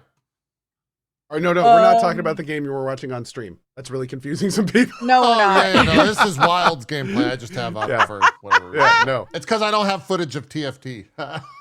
Just imagine that this is auto chess, chat. Yeah, just imagine this Pretend. is just like this, but auto chess. Yeah. It's just like this, except I need 3 Rathaloses to make a tier 2 Rathalos, okay? Yeah, exactly. Yeah. I never got into the TFT pipeline. There is some, it's a great segue. I don't know the full story behind it. I watched a little bit of the video. There's some drama in the League world. Zeke, what happened? Drama in the League world? I found myself picking up my phone and looking up TFT on the Play Store. Oh, you're and I had to throw my phone away because I didn't know where I was or what I was doing, and I got scared. You gotta be blacked careful. out. You got to be careful. I did a little. Yeah. I'm not talking about the Reckles drama, which means nothing to anyone except for those that it does. I'm talking about the fact that Riot came out and has taken away some free skins, and the League community is very fucking pissed off about I this. heard about this. There was Why? there was a way for players to work a bunch in game and get skins. Yeah, And the apparently Hextech chest. so many people did it that they were like, we're gonna go ahead and take this out. But And then the worst part is they tried to come up with reasons that were like obviously not the reasons. it had been in the It's game just- for about 9 years. Yeah, Right? It had been in the game for a very long time, and they put out a video that's just like, guys, we realized that people were getting skins too fast because they were just farming these Hextech chests And for the record, was the exact purpose of the hex text. That was, yes. Right. To do Yes. exactly what they were doing. Yes. And they, exactly what Ko said. And they put out, it felt so bad because it was two people that are like, they're very involved, and I'm sure we're part of the process of removing this stuff. But it was definitely a like, yeah, the fucking CEO wants to make more money, so we're going to remove this. And sorry. Anyways, here's some more news about the current season of League.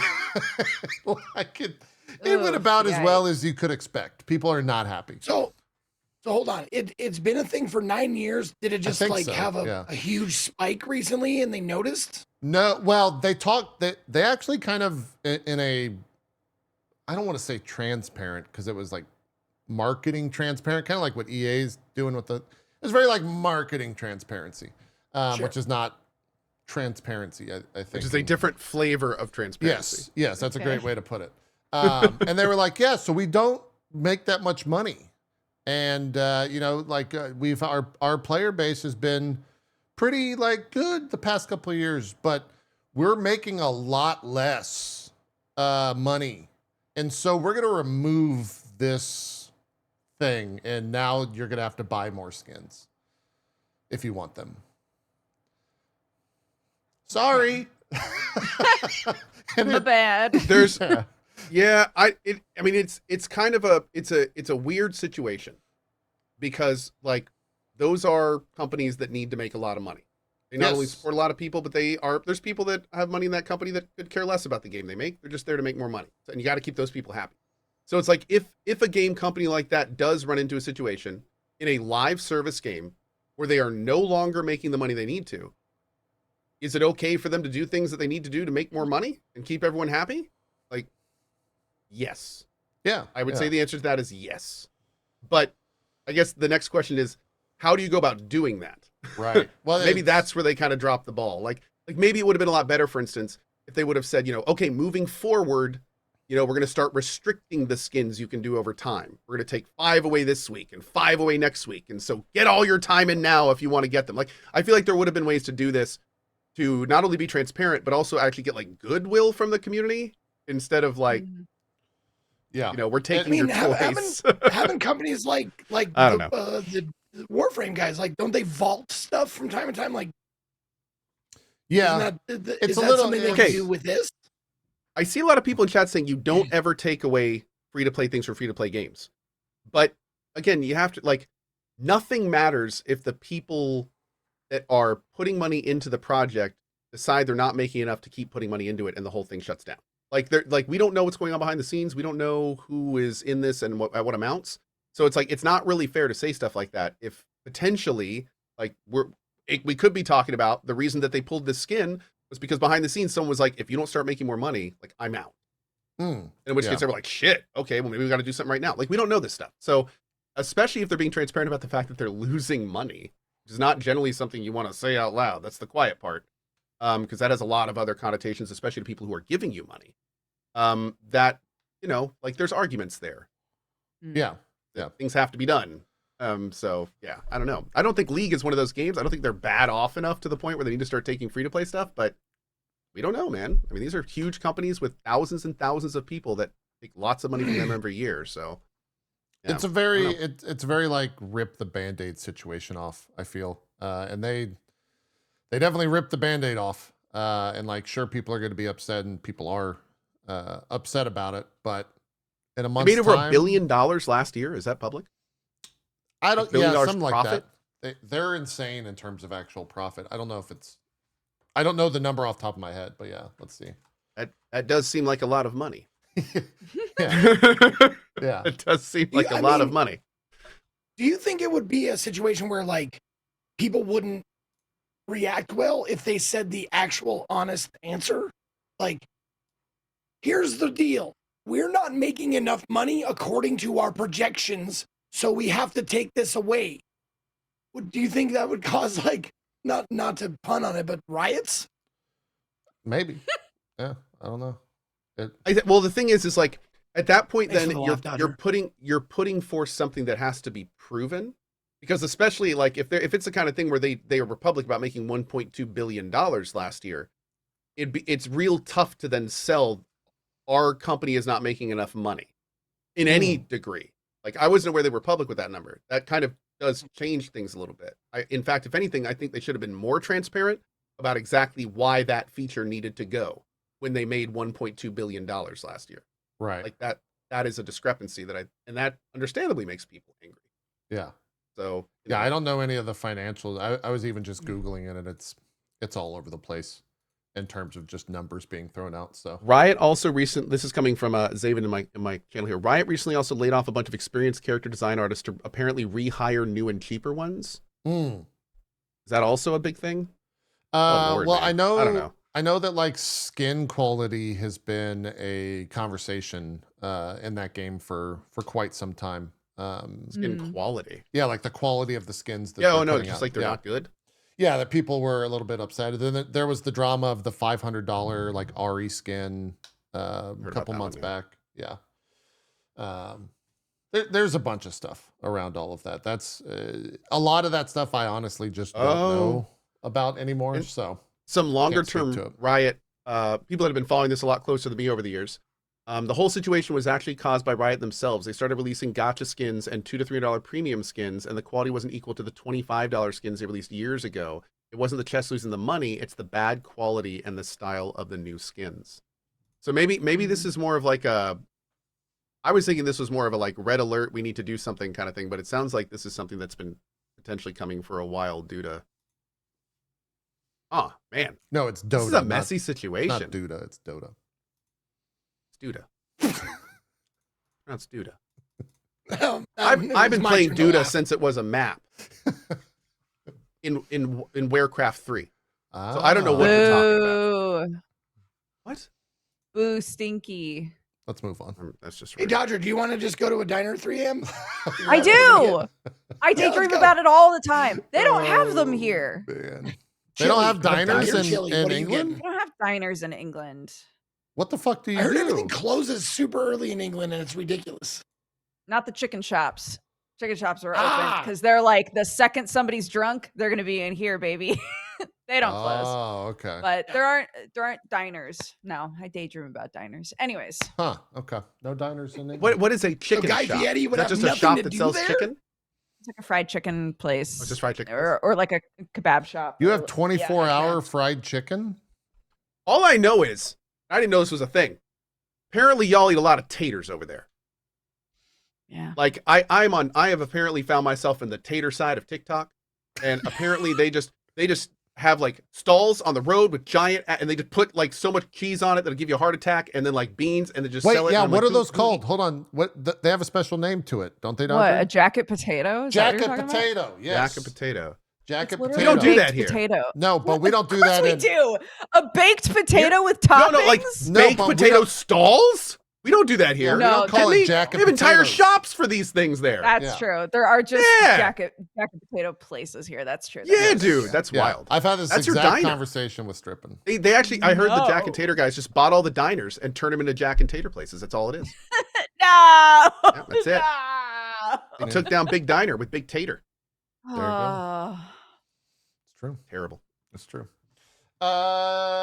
Speaking of taters, how's Kingdom Come Deliverance 2? It's freaking awesome. I love being a peasant. It's so good. I'm gonna keep it short because I could spend the rest of the show talking about this and nobody wants that. KCD2. I want to talk about it a little bit. So KCD2 is arguably the best sandbox game that's ever been made. And Strong. the reason that it is because it feels like in many ways it's learned from a lot of the previous styles of games and kind of combined everything into this like just super impressive sandbox experience. When you start the game, there is about an hour and a half, 2 hour tutorial. And then right when the game starts, like the instant it starts, there is an event. And then it says, okay, go do this thing. Okay. I have played this game 42 hours. Yeah. And this morning I did the next thing. The first thing. Okay. In the main quest. Got it. I am on, slight spoilers, If you want 0 KCD2 spoilers, wait until I'm done. I'm on the first of multiple world maps. Oh, okay. So it's like I'm 40 hours in. I haven't even like in many ways started the game. But it has been just a miraculously fun experience. Voice acting has been incredible. The characters have been entertaining. We have done multiple quests already that rival some of the best quests in the base game, and really like that rival like Cyberpunk and BG3. Like there are the world and the way that it reacts is just 10 of 10. It is a phenomenal sandbox game. Now, and I'm loving every minute. We probably refresh my memory. When you say like when it reacts, what does that actually mean? So for instance, I fast traveled to a tavern today and I just walk up and there's 3 unnamed villagers arguing with each other. And they sit there for like multiple minutes arguing. You could have just walked by. And then all of a sudden one of them gets mad at the other and they just start fist fighting in the middle of the road. Okay. And then like, so they start doing their thing. One of them gets knocked out. Then that creates another, set of things to happen. So it's like everything is sandboxy. Like things happen all the time. You'll be walking by a guard and he'll just randomly say something to you about something you did. And then you can respond to him if you want to about what you did. The world feels very alive in lots of little ways. And they've done a great, the big word that I come back to over and over is immersion. The best sandbox games make you feel immersed. Stalker 2 got my game of the year last year, even though with all of its flaws, because of how much it immersed me into the world. KCD2 does that even better in some ways. So it's remarkably not buggy. Everything just kind of seems to work. I've crashed a single time in 40 hours, and most people haven't crashed at all. And, there are some bugs here and there, and I've heard there's a few quests that haven't like been completing properly. I've run into a couple myself, but for the sheer size of this game, especially for a release candidate, like a 1.0, it is crazy how few bugs there are, especially compared to the first game, which was a mess on release. Let's be real. Yeah. But no, it's an incredible game so far. It's been an incredible experience. And, I'm absolutely loving it. Yeah. I've seen shared opinions from so many people that are playing it. My biggest thing, and this has always been a thing with any of the Kingdom Come Deliverance, or with I guess with the other one, there's only 2 games. The lack of fantasy magic and all that stuff is like, I'm just not, I can't give a fuck. I just can't get into the world. I'm normally the same way, dude. Yeah. I normally, and as my chat will tell you, I don't normally do like historical stuff. Yeah. Like it's not, thankfully this one is gamified enough for me. There's enough gamification. Like it is a realistic simulator on the surface, but there's a whole lot in this game that's heavily gamified. I mean, especially as you start getting into alchemy and stuff and getting like night vision and all sorts of like really strong pots and stuff. Oh, so there is a little like fantasy. If you see right now, the reason that I'm seeing so well at night is because I have a potion called Night Ion or Night Ion. I just call it Night. And it basically lets you see at night like 10 times better than any human normally could. So, there's stuff like that. Okay. Instantly drink something to remove all of your drunkenness. Stuff that obviously doesn't exist in real life. There's a lot of that stuff in the game. It's just not necessarily on the surface. Got it. It's just stuff to kind of get you around game mechanics and stuff. Yeah. So then that's Nighthawk. Thank you. They kind of like hand wave it a little bit and be like, yeah, we've got alchemy, but it's for kind of game mechanic purposes. Yeah, in a lot of ways. Yeah, it gets you all the stuff that you would kind of need in a game like this to have fun. Got like it. No human can see in pitch black, but if you drink this magic potion, it's that kind of thing. Yeah, that makes sense. Now, when I played KCD1, it seemed like the alchemy was really tedious. Have they done anything about that? Everything in KCD2 has been touched or addressed in some way. In general, to make it more palatable or easier. So the alchemy is still the same alchemy, but now you can train up to make like 5, 6, and 7, or 4, 5, and 6 pots per use. So you make 1 potion and you get like 6 pots. And then like you can get up the quality of the potions now. So if you make like the max quality potion, like I have a potion that lasts 2 days when I drink it, and then I make 6 of them at a time when I make them. Not only that, but like they sped up all the animations. There's more QOL. They made it like an alchemy, for instance, so you don't have to like do the bellows as much. You just like move the pot up and down for a set amount of time, which the whole thing is easier. Lots of little touches like that on almost every system, where it's like they had a good idea in the first game and it's a more refined playable version in the second. There's also a lot of stuff in the second we just didn't get in the first one. Like you can blacksmith now. There's blacksmithing, Speaking of, which is really cool. my biggest problem, like, because I played, God, I don't know how many hours of the first one I played just to see what it was like, see what the fuss was all about. Kingdom. There. I played 25 hours of Kingdom Come Deliverance, the first one, and my biggest problem with the game was combat.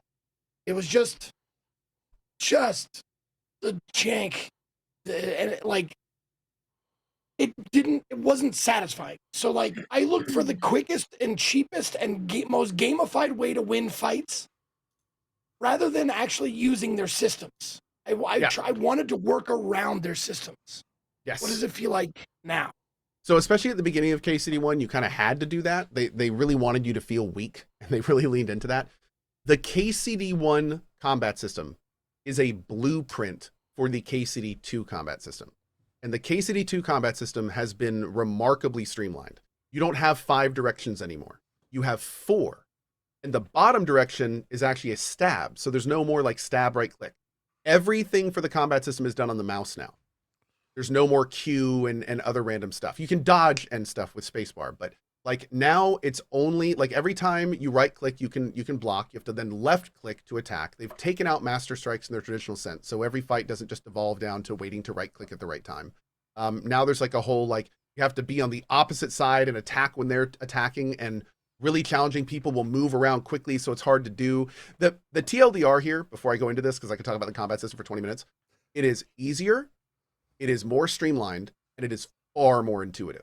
It feels much better as a combat system. It's still a little janky, but that's just because there's no combat system like it. So it is, you know, something you kind of have to learn, and it's new. And they've also, and this is a big thing about 1, you can now completely manage multiple opponents. So not only do your opponents not all instantly jump you from all sides, they kind of do it more like a Hollywood movie brawl, where they'll like form kind of like a little bit of a circle around you, and you know, one person will attack you and the other guys kind of hang back a little bit, which already makes it easier. But now the positioning is far more intuitive. So if you have 3 people coming at you, they all have their swords out and they're moving slowly. If you kind of swing to the left, you can absolutely position 2 of them behind the first one and then work on the first one. And they'll try to like get around him, but you can keep moving too and just focus on one person. In 1, that was almost impossible because the guys on the side would just sprint to each left and right side of you every time you tried to do that. But in this one, everyone moves slower. So if there's an archer, you can use the person you're fighting to body block the archer, and the archer the entire fight will be complaining about not having a clear shot.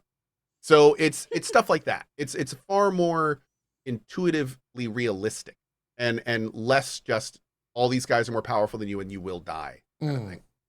Okay. Yeah.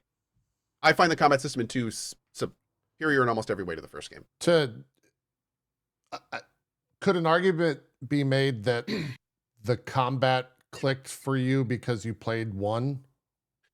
Yes. Okay. So with that said, would you relate it to, because what you described kind of says like, or kind of feels like chivalry to me, the combat and chivalry. Is that? It's simplified. It's a simplified version of chivalry combat. Got it. KCD1's was a simplified version that also had relatively large design flaws. They had a good idea in KCD1, but there were things about that system that just didn't work properly, like multi-people combat, falling back on Master Strike, like a lot of good ideas in KCD1, but it just didn't pan out. They have refined that in 2 to the point where it feels like a damn decent combat system. Yeah, you gotta put a little time in to learn it, and yes, it'll be evolving throughout the game as you get new skills and combos and stuff, but it just feels so much more solid. Okay. Especially like when you're defending and riposting, like that's been changed a huge amount. Also now, if you notice, you can clearly see where people are holding their weapon.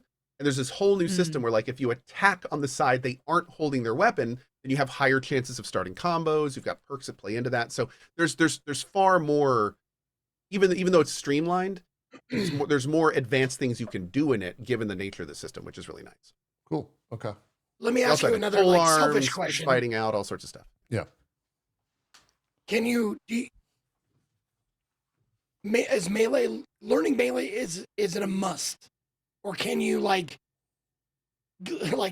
just exit combat, run away a little bit, and then fire an arrow in their head? They are fast. They are as fast as you in some cases. So you're not going to be like kiting them super effectively. There is a full archery thing though, so that's important. But you're going to be getting a lot of fights.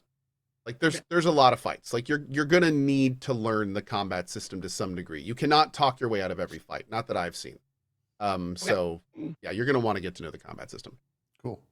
In terms of like for me, the most alluring aspect of this game is just seeing the world, the lush green forest and all that stuff. Can you play the game and see all that stuff without ever interacting with everything you just described? Yeah. Like, does it have like a Dude, whatever that mode if in? you wanted to, no, there's not a Creed mode where you for can it. just go look. But if you wanted to, I mean, you could start at the game. You could do some real basic stuff to get like a bow, and then you could just go hunt in the woods, pick flowers, level up, get all your like. You could there's so much stuff you could do in this game that's not the main story. Okay. That would also give you a lot of power. Like I was saying, you know, I've been playing 40 hours, and I'm on step 2 of the main quest. Yeah. So absolutely, you could go into the woods and hunt. You could go to the woods and do herbalism. You could work on your sneaking around. You could work on marksman. Like there's lots of ways you can get significantly stronger, and also just enjoy the game that don't involve doing combat. Got it. Okay. Yeah, because that looks gorgeous to me, and that's through a stream at that's through a restream actually, because I'm watching on a different computer entirely, and it still looks pretty good. Like I want to just see what that world is firsthand, and I have heard performance is also very good this time around. Performance is great. That the FPs are quite high, so I got a code for it. I might just check it out on my own time and see it. Hey, Zeke, you're killing Zeke right here. I am. Yeah. Holy shit. That's actually Sorry, Zeke. bud. That is very. Oh my God. That is very similar. The dog's attacking him. That's Gob. Yeah. He's an old guy with a limp, and the guy that sent me to murder him wants me to save him. So I did. By Got a nice killing shield, him? though. No, I let him go. I killed all of his band, and then I showed him mercy, and then. Oh, you're back. Okay, I gotcha. Huh. Is there fishing in the game, by the way? No, there are fish, but there's no fishing. Okay. What? Yeah, I know. I don't want to talk about it. I'm sad too. We're getting through it. We're getting through it. Yeah. What's the point? Well, the game's doing. There'll be some expansions. It's okay. Yeah, they might add fishing. They can save this. Oh my God, these people are sleeping. You What the murdered fuck? that guy in bed, dude. You're kind of an asshole, man. What the hell? Maybe a little bit. I had things to do. Is there is there like a have evil all day / for good honorable fights? thing? Dude. Okay, so this is kind of hilarious. So you can play this game. That's the guy who teaches you how to do fishing.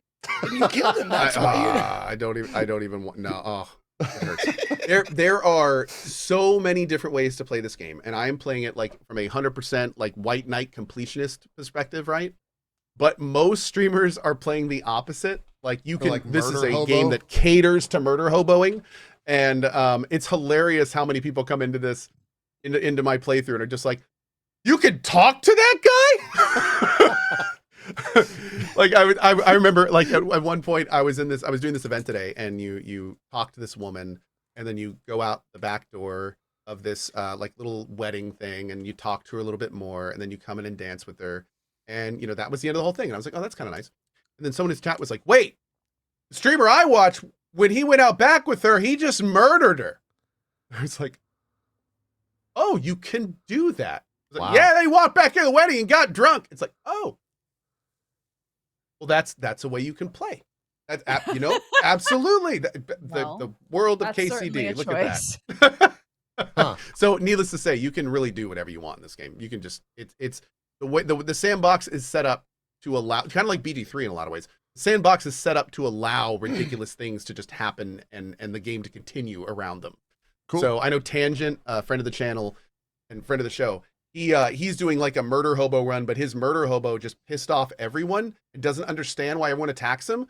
So he's just like, every time I wander into a city, guards attack me and I just have to stab them. I don't know why, but it keeps happening. And it's and so he's just running around role playing this psychopath that doesn't know why everyone's attacking him. So he has to just kill everyone. And the game perfectly can cater to it. Yeah, that's what I was about to say. If you walk into a town, kill 3 guards and then go talk to someone, the quest person that just watch you murder those 3 guards, do they? So this is interesting. Do they so say anything? There's like this whole rep system in KCD2 that's been extended since KCD1. So every town has its own rep. Every person has their own rep. There's different things that can like override like different levels of rep. So it like in every situation, there's lots of different things that can happen based on where you're mad and who knows you're mad and if you have crime and what type of crime. And that's like awesome. it's lots. Yeah, it's a very deep system. Yeah, I would love for someone to like look at that and study that and then take that to a different like fantasy world with, you know, magic and all that type of shit. I'd be super in. That sounds great. I hope someone can actually do that. Like, does it feel like that type of game, Co, where it's the, I saw a lot of like Witcher comparisons in terms of the status of the game, I guess. Would you say that that's correct? Yeah. I've heard this referred to as Warhorse's Witcher 3, and I would absolutely agree with that. Okay. There are people that are going to finish this game and think this game is better than Witcher 3. Yeah. Okay. Yeah, and I've heard the 100%. story,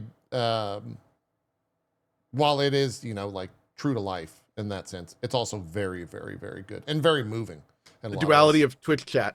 Matt Killian, Witcher 3 was better in every way. Minimum 10, the person under him. Oh, KCD absolutely is. Yeah, I mean, that's the duality. You have the choice. First of all, I would strongly disagree with that. Witcher 3 is better in every way. No, it's not. KCD has significantly better graphics. KCD has phenomenal voice acting, just like Witcher 3. Like I'm sure you could make comparisons between the two, but in my 40 hours, I wouldn't argue that any game is doing anything significantly better than the other. I mean, you can sure there's some argument for flavor, but I mean, Witcher 3's combat system was okay. You know, a lot of people had some pretty significant fair criticisms of it. And so there's some really good comparisons between Witcher 3 and this game. Cool. I'm very much looking forward to completing it and like actually being able to talk about it. So many times I keep getting asked this or BG3, and I'm sitting here like, you're talking to somebody on step 2 of the main quest, dude. Like what do you want me to say? I have no idea. Like, those are also such different games. I don't know. They are. They're very different games, but I think a lot of people are just asking from like the story RPG experience, because we've had that discussion too. In fact, I've said that same thing. You can't really compare them. Like they play totally differently. They feel totally different. Yeah. But a lot of people want to know, like, is this a character and writing quality of BG3? And I can say, like, so far it's been just as entertaining. Absolutely. Yeah. Like, yes. But again, I'm on step like 2 of the that main quest. with a lot of different genres. I play so many Metroidvanias, and pretty much every time I play one, someone will inevitably be like, how does this compare to Hollow Knight? Yeah, Hollow Knight is the big one. Yeah. Not every Metroidvania is going to feel the same, play the same. There are going to be crossover elements that make them the same genre, but like a lot of times I'm going to say I can't really compare them. They're both good games, maybe, if that's the answer, you know. Yeah. For me, it's also kind of a weird. Someone who plays a lot of different games. It comes down to like 2 main things: investment and enjoyment. Like that's how I can compare any game to any other game. How invested am I in the game, and how much am I enjoying the game? And that's the only thing I can give you when you're comparing like a roguelike to like a CRPG. Like the only thing I can compare it to is, am I invested in it? How invested am I in it? And how much am I enjoying it? Yeah. I also feel like sometimes that question, the like subtext of that question or the unspoken part of that question is is it as good as this game that I consider to be the best in the genre? And if it's not, then it's not going to be worth my time, which I don't think is ever fair, right? Like, that was there. Yeah. You're exactly right. We were dealing a lot with that with Sworn. Yes. Where people drop in the channel and be like, oh, it's a Hades ripoff. And it's like, no, it's a Hades-like. It's a lot like Hades. But you've already beaten Hades. Did you like it? Yeah. Are you playing it right now? No, you're not, because you finished Hades. If you liked it, though, you might like this game, and you haven't played this game. Sure. It's like, yeah. It's just, why it's do a you want to Hades-like, play but more Hades? You should play this game. You should play this game. It's 100%. like but it's very weird when people preface that like, oh, it's more Hades. Like, is that a bad thing? Did you like? Did you like Hades? Yeah. If you did, then boy howdy, lucky you. Look at this. You've got more. Yeah. It's fun. Yeah. Co, all in, you're what, 40 hours, you said? Just over 40 hours. Okay. I'm continuing tonight around 7 p.m. on twitch.tv/co and going to be doing more of the wedding and stuff. We're actually like, basically, the way that it works is you get that first step in the main quest, and then you're in the sandbox, the sandbox area that you do. Okay. I have done every single thing I can do before progressing the main quest in Got this it. area, and it took me about 40 hours. Okay. Just the length of most games these days, which is Yeah. hilarious. And Yeah. now I'm starting the main quest. So that's kind of where we are with that. Okay. Are you going to be OP for all the fucking things that are to come?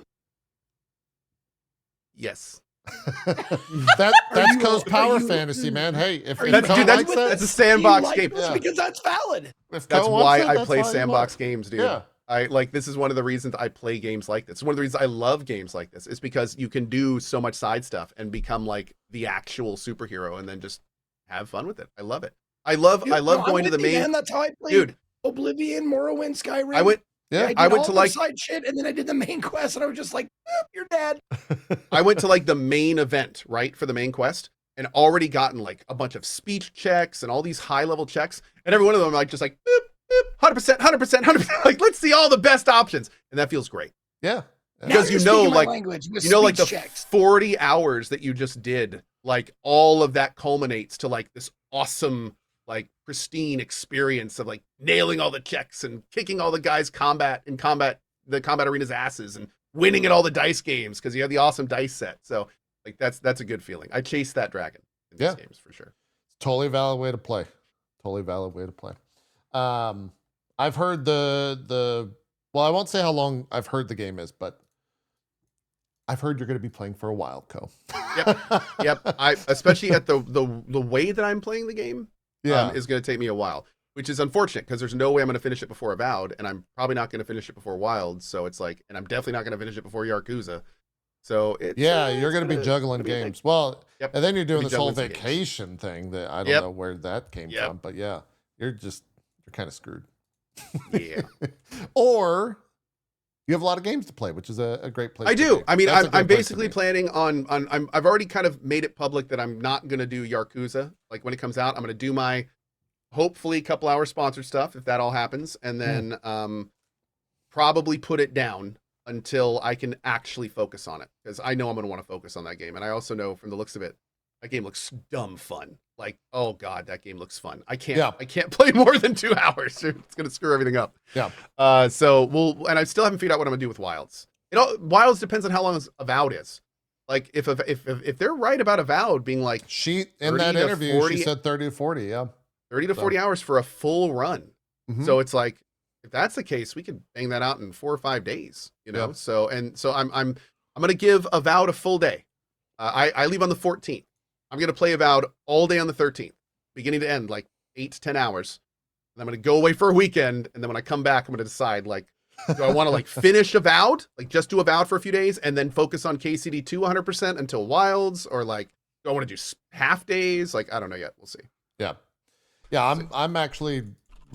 I'm kind of all in on Avowed right now. I'm counting the days till 13th. All the previews I've really excited for it, showed are man. really good.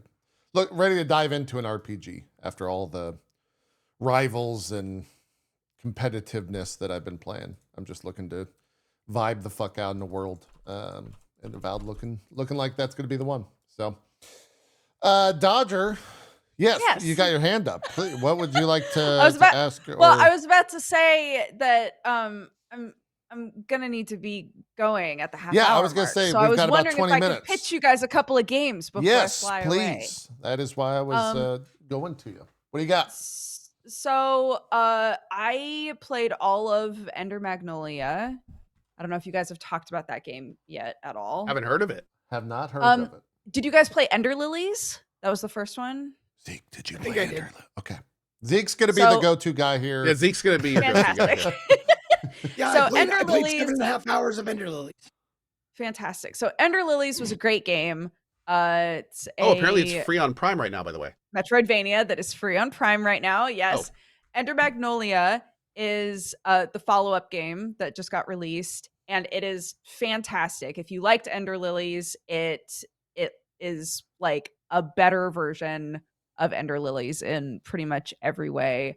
The combat is super clean. The concept of both games, is that you are like, in the first game you play a priestess. In this game you're called an attuner, but you essentially do the same sorts of things, which is you cleanse blight from creatures.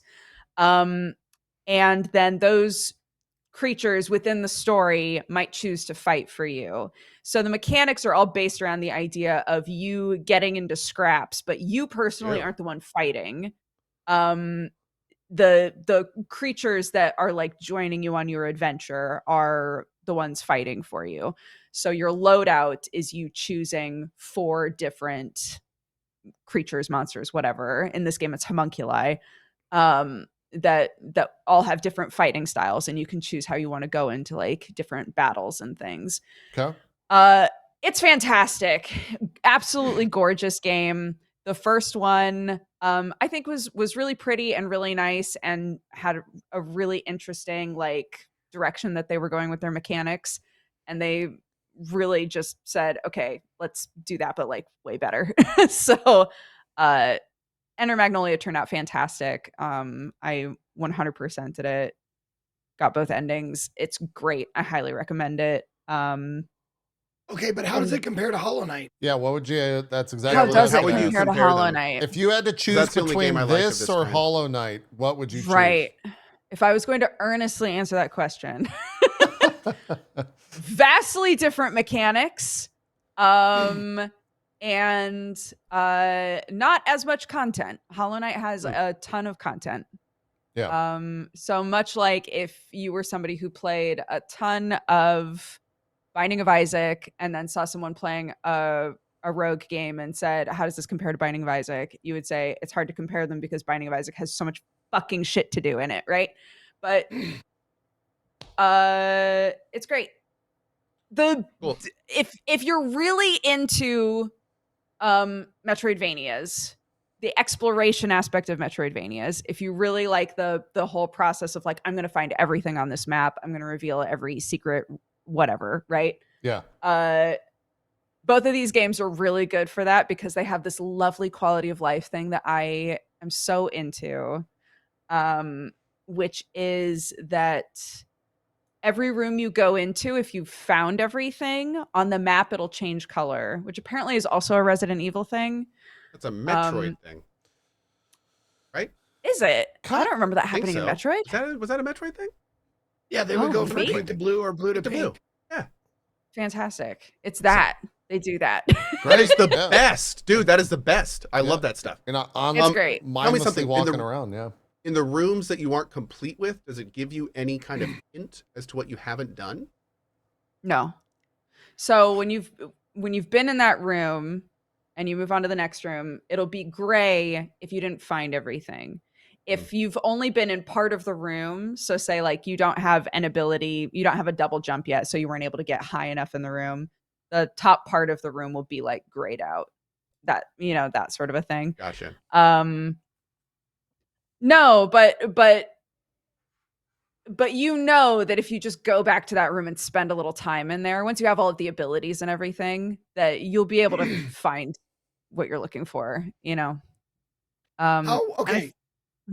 A big problem I have with Metroidvanias like this is how obvious is it that you haven't explored a room fully, or like, because in a lot of Metroidvanias, there will be just like a border around a room and then like a tiny section of not border. So that there's a door there, but you have to like really look at it to see like, is that a door that I haven't gone through yet? Right. So I think modern Metroidvania, something that a lot of them are doing that is so nice, is if you come up to something that you can't progress through, there'll typically be a symbol on the map, like an X or something that's like, you don't bother. You can't get through this, right? When it comes to should I be able to jump up there right now, or do I need an ability to be able to jump up there right now, that sort of stuff, I don't think I can look at that neutrally anymore. You know, like Because you just know. You'll just be like, oh, I can't get there yet. I kind of assume at this point. Yeah. But I do wonder if you don't play this genre of game very often and somebody's like, bro, you got to try this game. I do wonder whether or not somebody, you know, sees an item on a ledge and spends forever smacking their head against the wall trying to get that item, not realizing probably eventually I'm going to get a double jump or I'm going to get a rocket jump or whatever. Yeah. I don't know what that like newer player experience is like with a game like this, because I just kind of assume I have expectations, you know. That was something. No, that's definitely me. Did you play Rogue Prince of Persia? I did. What did you think about that screenshot system? I you know, I don't think that they needed to limit how many screenshots you could take. I thought that was weird. It was limited? I didn't know it was limited. That. Oh, that's they give you quite a bit, but it is limited. Interesting. Yeah. I didn't know that. Huh. If I recall correctly, the longer that you play, you can take more screenshots if you need them. I liked it a lot because probably assuming that you guys also liked it. Yes. I think we all did. I really liked that if I needed to remember what a room looked like so I didn't backtrack all the way there, if I instead of just leaving a symbol behind that's like, you know, like a weird face or something and being like, I think I was using that to say there's a door I can't get through, in case you could just otherwise just little like symbols on the map. Yeah, you just come up with your own system for what the symbols mean, and then you forget what your own system is, and you're just like, fuck, I guess I'll just go back to that room, right? But I loved the pictures because then I could look at the room and be like, it was fantastic. I couldn't jump up there. That's what the issue was. Well, I'm not going back there yet. I feel like that screenshot thing was like the next iteration of Metroidvanias. I feel like that's like the next step in a lot of ways. I kind of hope that everyone picks up on that and just makes unlimited screenshots of every time. I feel like I went through 2 waves of heartbreak with that game. Like the just general, I'm done with the game and I'm sad because I really enjoyed it, but I had a great time, sort of like, and then finding out they'll never make another one. The studio got fucking closed. Yeah. Okay. No, that's fine. No, it was a really, really good game that had good quality of life, but it's fine. I'm fine. Yeah. No, it sucks too, because didn't they reveal? We were talking about last week where like it sold, I think 1.5 million copies or something, which is pretty fucking good for a Metroidvania, and they're just like, no, let's kill that. Let's not do that anymore. I don't. Yeah. Kind of wild, but yeah. Okay. I had not heard of the game you just said, so please continue with the 12 minutes you have left before you must depart. That one's great. The other one that I would love to pitch to you guys that is very short, it only took me about 4 hours to get through. If you really liked the sort of escape room elements of Inscription, this game Trying to Kill Me is very fun. Oh, I have heard about this. I played through that. It's fun, right? It's great. It's fantastic. Yeah, it doesn't overstay its welcome. It's relatively short. And it's good. The sense of humor is good. The escape room feeling, the changing aspects is what I really like. Where you change from like first person to like top down in the computer is great. Yeah, and how each affects they affect each other. Exactly. Yeah. Essentially, you're like trapped in a house with this kooky weirdo, and he's like, "Well, while you're here, you might as well play my little game." You know, it's listed as a horror game. I think it's important to note it's not. It's like you can die in it, and it's weird. It's like it's got weird kind of Inscription-esque vibes. It looks very Inscription-y. Yes. Looks so. Cool. Like Zeke was saying, the idea is that you have like this weird old computer that's running a video game on it, and you can play the game, but things that you do in the game will sometimes affect the room that you're in real life. And then not real life, you know what I mean? The game in a game. Yep. Game real life. Yes, game real life. And then the room that you're in, sometimes when you change things in the room that you're in, when you go back to the game will have changed.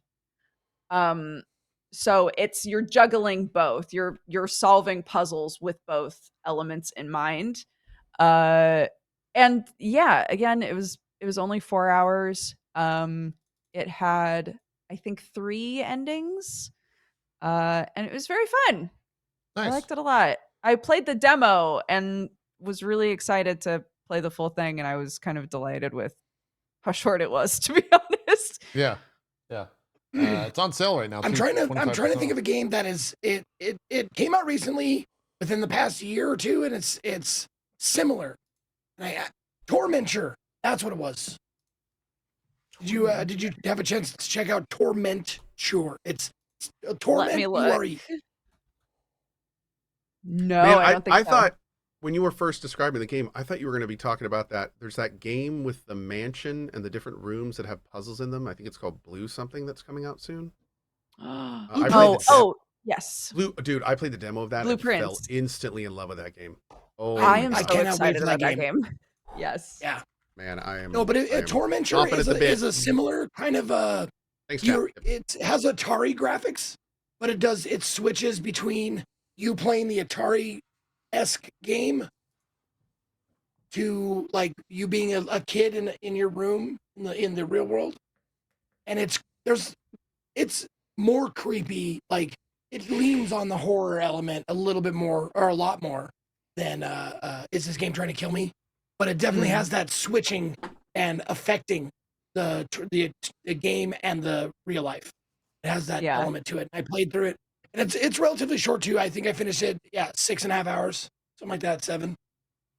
Cool. But yeah, I would recommend that for you if you don't mind a little bit more towards the horror vibe. I'm not sure how you are with scary stuff. Depends on the type of scary. I just don't like being chased by shit, you know? Fair. That's a fair assessment. Yeah. Yeah, this won't chase. There's no chase in this. It's just more dread. Yeah, like vibes, horror vibes, I'm fine with. Yeah. The second a dude shows up and is like, run! I'm like, no! I don't want to run. I hate this. Absolutely valid. If we're pitching Dodger games, I have a game to pitch you, Dodger. Okay. You should check out Ratcatcher. No! Zeke agrees. God, no! No, I actually hold on. That Michael Scott office, like, don't check out Ratcatcher. No! Don't check out Ratcatcher. Check out Rat Shaker instead. Yeah, neither one. It's the sequel to Ratcatcher. Okay. And you could play Rat Shaker first. Okay. All jokes aside, Dodger, do not pick this game up. Like, I'm not because it's fucking terrible. See, now I know Dodger well enough. It makes no sense, and it's fucking dumb and terrible. I know Dodger well enough, Zeke, that my Wait, are you talking about this? Are you talking about Rat Shaker or League of Legends? Rat Shaker. Both in this case, but yeah. I know Dodger well enough that what Zeke is doing was part of my plan to get Dodger to play Rat Shaker. I was going to say, the things you're saying aren't really negatives for me. That's right. This was all... I'm looking at the game. It has positive reviews, which is better than mixed. No, it does. It absolutely does. And it fucked with me. I made mention of that when I was playing it. Okay.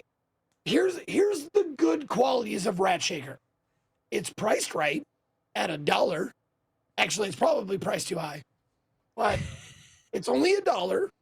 Mm-hmm. So if you're the kind of person who cringes when someone like burns $1 bill in front of you, like, don't buy it. But if you don't mind throwing it in the gutter, that's fine. Do it.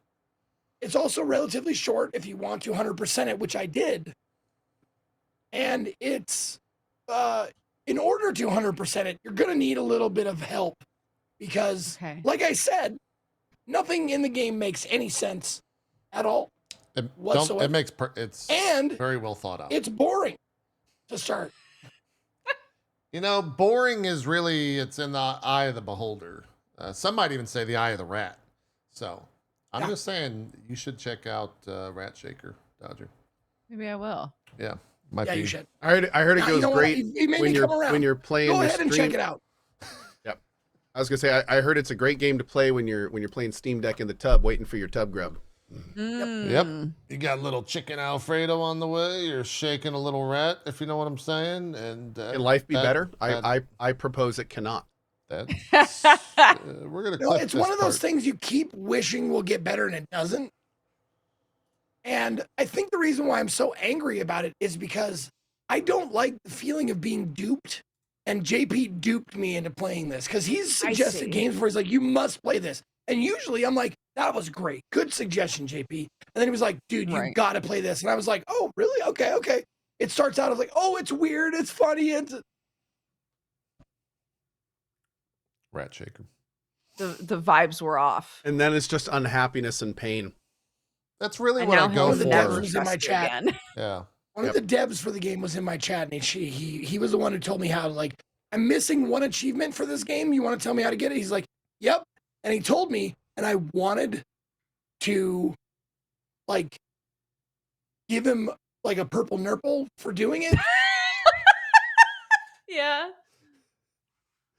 Because I'm like, no one's going to get that achievement because it absolutely makes no sense. Fair. And he's like, yeah, that's kind of the point. I'm like, you know, there's some people out there that would consider you a genius. I am not one of them. But you did want to touch his boobs. No, I mean, we're talking about it, so obviously there's something. there. It's a gift that keeps on giving for me. It's Yeah. I like it. The old rat shaker. Dodger, I'm curious. Here on this show, we definitely fall victims to hype, right? Yeah. We're always looking ahead at what's to come, and we enjoy getting excited with our audience for games to come. What are you excited about for future games to come? What's on your radar? A game that's like about to come out in just a couple of days is the Urban Myth Dissolution Center. I'm so excited about that game. Okay. It's a game where you are playing as a girl who has like some amount of like ESP like abilities. You can see like ghosts essentially. And you wind up joining a group that solves mysteries of curses. And it's so like beautiful and creepy and weird. The demo is lovely and really long. If you want to get like a really good idea of what this game is like. But the system for like solving the mysteries and getting clues and things, I think it's going to be so fun. I can't wait for this game to come out. And I think it's just in a few days. Yeah, 13th. February 13th. Same day as Avowed. Yeah, there you go. Very excited. I have to admit, I thought I got this game mixed up with another game, but I did play the demo of this, and I bounced the fuck off it. Really? Yeah, I did. A lot of reading. I don't Is it know. a lot of reading. Yeah. It's a lot of reading, but it's also like the aesthetics. It's it's nothing you can really like. I can't point a finger and say this is bad. It's just not appealing to me. Yeah, I completely understand. I get recommended games all the time where I'm like, I'm sure this is a great game. It's just not the right vibes for me. Yep, 100%. Yeah. You're simpatico. Yeah. Are you I have to do that all the time. I'm like, I think the game would be great if it wasn't pastels. Like if it wasn't given to me in Easter colors, I might like it. fair? Are you on the Silk Song hype train? Is that your GTA 6 game right now? I can't think about it anymore. Yeah. I can't think about Silk Song anymore. You're just done. You've Hollow given Knight. up. Hollow Knight is, I think, my favorite game that I've ever played. Right. I knew it was I up can't there. think about Silk Song anymore. Okay. You've been hurt too much. Like they put out the thing that was like, guys, it's still real. Yeah. And we're still making it. I'm like, that's great. Thank you for the communication. I can't be thinking about this game anymore. It's just been too long. So when it comes out, it'll be a lovely, pleasant surprise for me. And I'll be like, yes, I'm so excited to play this game. But I have no energy to give it in the meantime anymore. Does that make sense? Yeah, no, Oh totally. yeah, Yeah. hey, there's I get it. hype. A lot of game companies don't understand this. Hype is a limited resource. Mm-hmm. Like when you hype somebody up, that goes down over time. And it's like, unless you keep giving the stores, unless you keep hyping it up, the hype will run out. I'm also in the same boat that you are for Silksong, where it's just like, cool, it'll be here when it gets here. Star Citizen, same thing. Like, if it ever gets here, okay, cool. Like, there's so many things where it's like the hype is gone. It's exhausted. Yeah. And you just have to you're in a holding pattern with everyone else. And even I totally like, feel that. it could even turn like it's sour. It'll make Yeah. you not like it. Yeah. Like, hey, this is the best taco truck in the world. You got to stand in line for 4 hours, and you're sitting there going like, this better be a fucking taco that changes my life right about now because I am starving. Yeah. And then you finally get up there and you're like, it was a good taco, okay? Yeah. It wasn't the best taco I've ever had. In fact, it was worse than, you go off because you've been Et cetera, et waiting so cetera. long. Yeah. It'll happen. That's it for me, guys. And then Yeah, I turned you gotta left go. in the wrong line the whole time. Thank I you, was in line for Dodger. hot dogs. Oh, Appreciate the your wrong time. line. Yeah, Dodger, do some shout outs. I know you got to depart for D&D Yeah, real quick. Tell people where they can check you out. Hi guys, you can find me at Dex Bonus on pretty much everything. I VTube now, except on the weekends when I'm on stuff like this. I'm a weird little mushroom thing, so if you want to come hang out and watch a mushroom play weird games, that would be fantastic. I would love to have you. And that's it. Fantastic. We will see you in the next 4 or 5 years when your husband lets you out. We appreciate your time with please. us. We have so much in common. I want her back. I want her to stay Oh, on the show forever. Zeke, Dodger, how many times have I asked you to come on the show? Many. And how many times have Many. you invited me on your show? Twice? Get the fuck out of here, Dodger. I love you guys. Thank you so much for having me. Mwah. Thanks, Dodger. See ya. Have fun. Bye. Bye. Oh, man. Dodger's always a blast to have. Wait. Did you just get on her for not asking you on your show, but she already asked you twice? No. Okay, Like, do you expect her to keep bothering you about it? Like, what? No. But yes. But no. There's a lot more going on there that I've explained before. Okay. That I don't need to explain. Yeah, it's fine. I'm beefing with them though, and clearly, yeah. It's a Krindor thing. You first, Ko, you would have to understand Krindor. I need to first accept you don't that even he know exists. if he exists. Yes. Yeah. Okay. Yes. You don't All even know We're if there. he exists yet. So if Not I even were sure to yet. really go on the reasoning, it's a long story. It's a long process. So we don't have time for that. What we do have time for, guys, I have well, I don't know how to say this, guys, but my playtime in a certain game has eclipsed 15 hours and 4 Wait, you're not saying sworn, are you? No, 13 of those hours. It's worse, Ko. Well, oh, I've spent in the past 4 days, I've spent 13 hours in VRChat. Oh, Yeah. How's that went a different direction. Yeah. Yeah. Do you play a character yourself, or are you? No, I took I am a bipedal goblin man with a very thin mustache. That's the avatar that I found. I have not had a character created for me, but I have hung out with the some would say creme de la creme of VR chatters. Strippin has been in there for the entire time that I've played. Bunch of VTubers as well. I've met the top mutes of VRChat. And you might be wondering, what the fuck does that mean? Mutes are, there's mutes and there's talkers. Mutes are VR chatters, people that play VR chat, but they don't talk. And typically they play, avatar-wise, incredibly highly detailed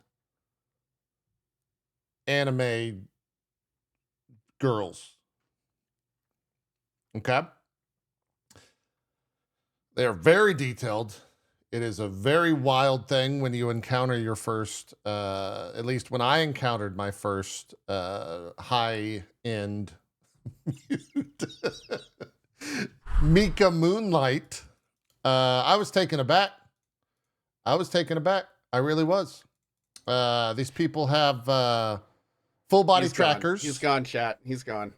But gone. here, there's a we know. There's a culmination to all of this, which I promise you will think is interesting, and it's not where you think it's going. But I'll get there. I met Mika Moonlight. Mika Moonlight's great. Fantastic mute. I've been in a ton of different worlds. To the people asking in chat, I have not been to D-Gen Night. To people wondering what D-Gen Night is, keep wondering. I don't think anyone needs to wonder what it is with that name, to be honest. Keep wondering. Is this something you can stream TOS-wise? I have streamed absolutely 0 seconds of this entire experience. And you've been in it 12 hours? Yes. That's why I felt like I needed to You talk realize about it. this is like the very last leg you had to stand on about not being a weeb, just like evaporating away in front of us. Look, this past week was a very, there was a lot of realizations, I put out a new intro. Great, awesome, we're good. Okay. I'm okay. Tiny bit of. It's a freaking, oh, that's the anime. Okay. So we're entering the acceptance phase. Yeah, tiny bit. This is more, as Zen Crypt in my chat says, this is more like investigative journalism, so that I can come back on the show and report to you guys and the greater investigative journalism. Okay. The greater another similar term we could use would be like bi-curious. Is V-curious. V-curious, I think would be probably better in this. Maybe. No, it sounds I'm like putting my life at risk for you guys. I'm going to life go at risk, and I'm going to try some. Weeb curious, I like that. I'm going to try some crack cocaine and report back to you guys. I'm just trying it though. Yeah. Just because you guys need to know if it's addictive or not. Yeah. Like this is super important. So that you're doing that for us. Yeah. Thank you so much. They call it the pipeline. Now, you can't really be told, it's very matrixy. You can't be told what the pipeline is. But once you're in the VRChat pipeline, you're very aware of what it is. Okay? I am now in the pipeline. I have seen things. You guys meet in a VR building? No. I've experienced things. Strippin', who we just had. I really am glad that Dodger doesn't know what Strippin' gets up to. I'm sure she does. Secrets, man. Even in a relationship. Man. No, I think she knows. I think that Strippin' actually had a birthday party in VRChat recently. So I think she's very much aware of what happens in VRChat. What's hilarious is, I recently heard a big thing about, getting the pipeline, but it was for swinging. So what exactly, where are we going with this? Here's the wild aspect of all of this. Everyone is like, oh yeah, JP, you've gone to like D-Gen, you've met all the mutes. All I have done. JP's like, we all get to be our cat and put our keys in this bowl. It's crazy. The majority of those 12 hours that I have done is fish. There is a fishing map, which I stumbled upon 3 days ago. And myself, Strippin', and a couple other folks, we sit on a dock. We spin up a bunch of like country music or some Otis Redding or something like that. And we sit there in VR and we literally just fish for like 6 hours at a time and hang out. And it is fucking incredible. It is so, we had like 20 people last night that just joined into the lobby and like walked in. They're like, hey guys, how's it? It's like seeing your old friends at like a nerd, like a LAN party or something. Everyone would be like, hey, how's it going? I haven't seen you in a while. Pull up a fishing chair, and they would sit down on the dock. They'd get their pole and they'd start fishing. There's a leaderboard. There's a fish index of all the different fish you can catch. It is fucking phenomenal. And I finally understood VRChat. I finally understood it in that moment. Someone in my chat is like, does anyone realize that JP had just discovered socializing in VRChat No, and thinks it's the best thing that's ever? literally what it is. 100%. That's literally what it is. It is socializing without question. That's exactly what it is. Here's look, here's me. That's me with my fish that I caught. Very exciting. It's a nice scar. Yeah. It's us sitting on the dock. It's fantastic. It's really good.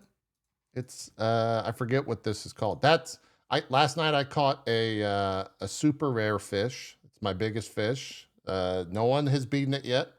There's a worldwide ranked lobby for this fishing thing. I don't know how many people are on it, but it was the first time where I was like, I get VR. Because like we've all played Alex and we've played like, you know, the quintessential VR games, but I now understand VR's like real potential because of VRChat and these experiences. And it's the idea of like having presence within a space of other people and doing exactly what we were just joking about, socializing. It's 100% that. So it's fun with friends. Absolutely. Yeah. Would you see yourself doing it without them? I did fish last night for probably about 45 minutes. Yeah, and it was fun. I was just sitting there fishing, you know. I'm in the pipeline, so my full body kit arrives Monday. I purchased my full body kit to go fishing. Are you gonna get in like strip naked and put on a black latex suit with the little? Oh my God, I'm so actually glad you said that because someone stripping was like, dude, you got to go full body because stripping's full body. And I was like, what do you mean? Do you get like a black latex suit like Trinity from the Matrix? It's like, no, this is what you get. The straps have shown up. So you get these things and you put a tracker right here and that just goes around. You put a tracker around your waist and then you put a tracker around your foot. Oh, wow. And so you have foot control and waist control. And then you have your two hands for the controllers and then your head. And that's full body. Waist control. Yeah, that way. Is that just so you can air hump at people? No. Well, it's so that it can track where your waist is in proportion to the model that you're using. I know. Yeah, but no, I thought the same thing. Because I was like, you want me to get like a fucking leather, like latex suit stripping? What are you talking about? He goes, no, man. And stripping actually takes it a step further. And this is crazy to me. So the only face tracking that exists, or one of the only face tracking, the best face tracking in VR, was the Oculus Rift Pro. And they don't sell it anymore. You actually can't buy that version, but it tracks your face. So like if your if your eyes are looking at a certain thing, it'll track your eyes. Or if you smile, your model will smile. You can't buy that anymore unless you buy it on eBay from like third party. Strippin bought one of them third party a couple of years back. So he has like the full outfit essentially. And that's really weird when you're in VR communicating with people, because it's like it was a real person, right? Because you're seeing them smile, you're seeing all their different like nonverbal cues, which is kind of frightening when you first see it, because you're like, that's a fucking person. Like it's no longer whatever they are avatar wise. It's like, that's a fucking person. So it's very weird. I'd never expected to go down this path, but here we are. I'm now in the VRChat pipeline. And then there's also just like endless amounts of maps. There's 100% the degen shit that everyone thinks is in VRChat. But like we went to an amusement park. And the amusement park had like amusement park rides. It had a haunted house. It had all that stuff. And it's, you know, you jump into a roller coaster and you get kind of the same feelings that you get while you're on a roller coaster when you're going up and down, because your brain perceives the situation to be exactly like it was a real roller coaster. The whole thing's wild though, because That's cool. there's everything. Like we went into Hogwarts Castle. There was Warhammer 40K maps with dreadnoughts and ships. You could play a Space Marine. You could do anything. And it's kind of a wild situation. So that's what I've When are you been gonna start doing streaming mostly. I don't think I ever will. I think this is going to be a non-stream thing. Because streaming VR is a very weird thing for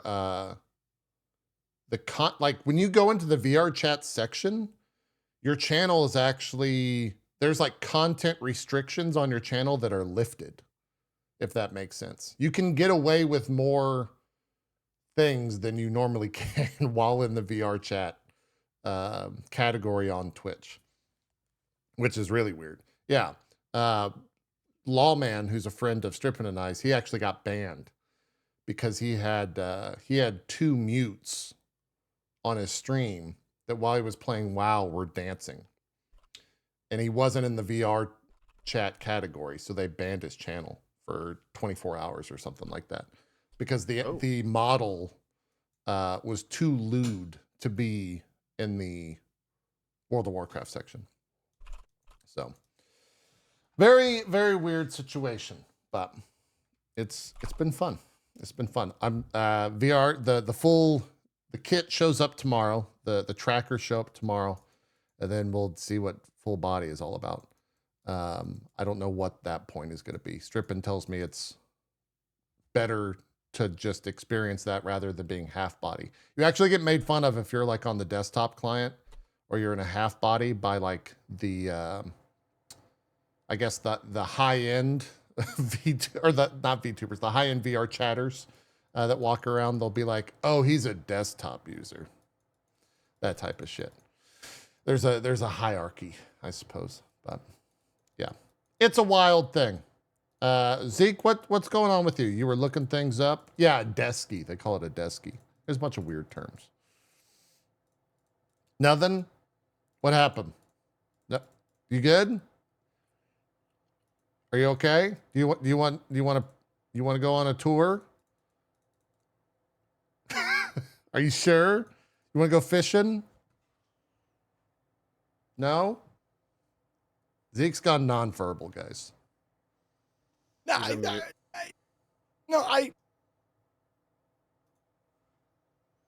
how long was I gone? Was I gone? Because I did just a precursory Google search, and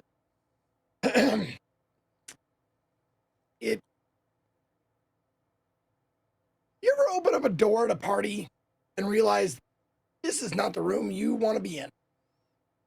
Yeah. That's what I did. I opened up the door and I stood in the door and I was like scanning the room going, I'm going to go play beer pong. You guys have fun. VRChat's too much? That's the line for you, Zeke? No, I'm to be honest, it's I hate to say it was what I expected, but it's pretty much what I expected. Like, in terms of when you did it? It's a vast, wide world. It reminded me of the first time I was exposed to Roblox. It's like, sure. Roblox is just a word. VRChat is just a word, but it's vast. The ocean of things is vast. Yeah. And it's basically anything you want to do. You know, yes. There's no real limit to it. Yeah. Yeah, I would agree with that. I mean, to go back to it a third time now, like the chatter that was in Coach Chat was like, JP just found out socializing. Yeah. Like it felt exactly like I was at a fucking nerd party last night when we had like 20 people there, and like some people were fishing. People behind me were talking about like Baldur's Gate 3 and Kingdom Come Deliverance and how excited they are for Wilds. Another group was talking about, you know, some other game.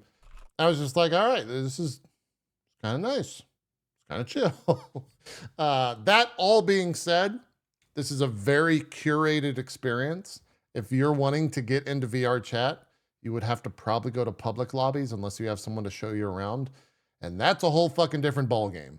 Like that is, I can't speak to that. I don't know what a public lobby is like, but I've been told that you need to stay away from them ultimately.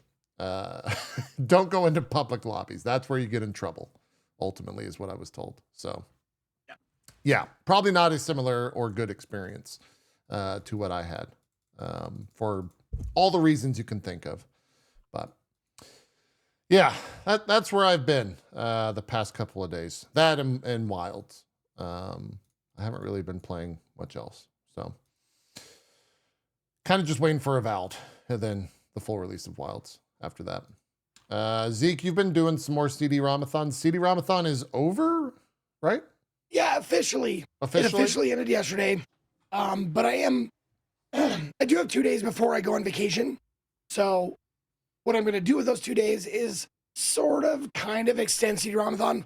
I'm going to finish Knights of the Old Republic because it rekindled something that I was like, oh man, this is a really great game. And I really would like playing it. And I really want to finish it. So that's what we're going to do for Tuesday and Wednesday before I leave for vacation.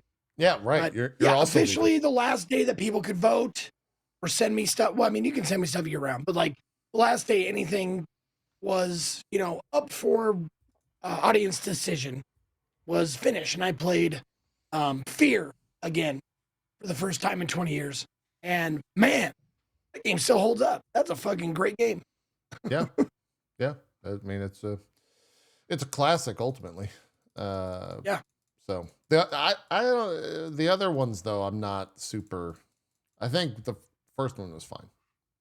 That was everybody's contention was like Fear. The first game was amazing. Yeah. And people liked or disliked the second and third one to varying degrees, but always give it up to the first game being the best. Yeah. Yeah. It was, yes, 100%. And you said you are going to end up finishing that? I did. Oh, you did. I finished already. Fear. I played it 2 days. It's not that long of a game. It's only like, 12-ish hours. So yeah, played through it, finished it, got all the story elements and all that stuff. It was great. Yeah. Had a blast. Cool.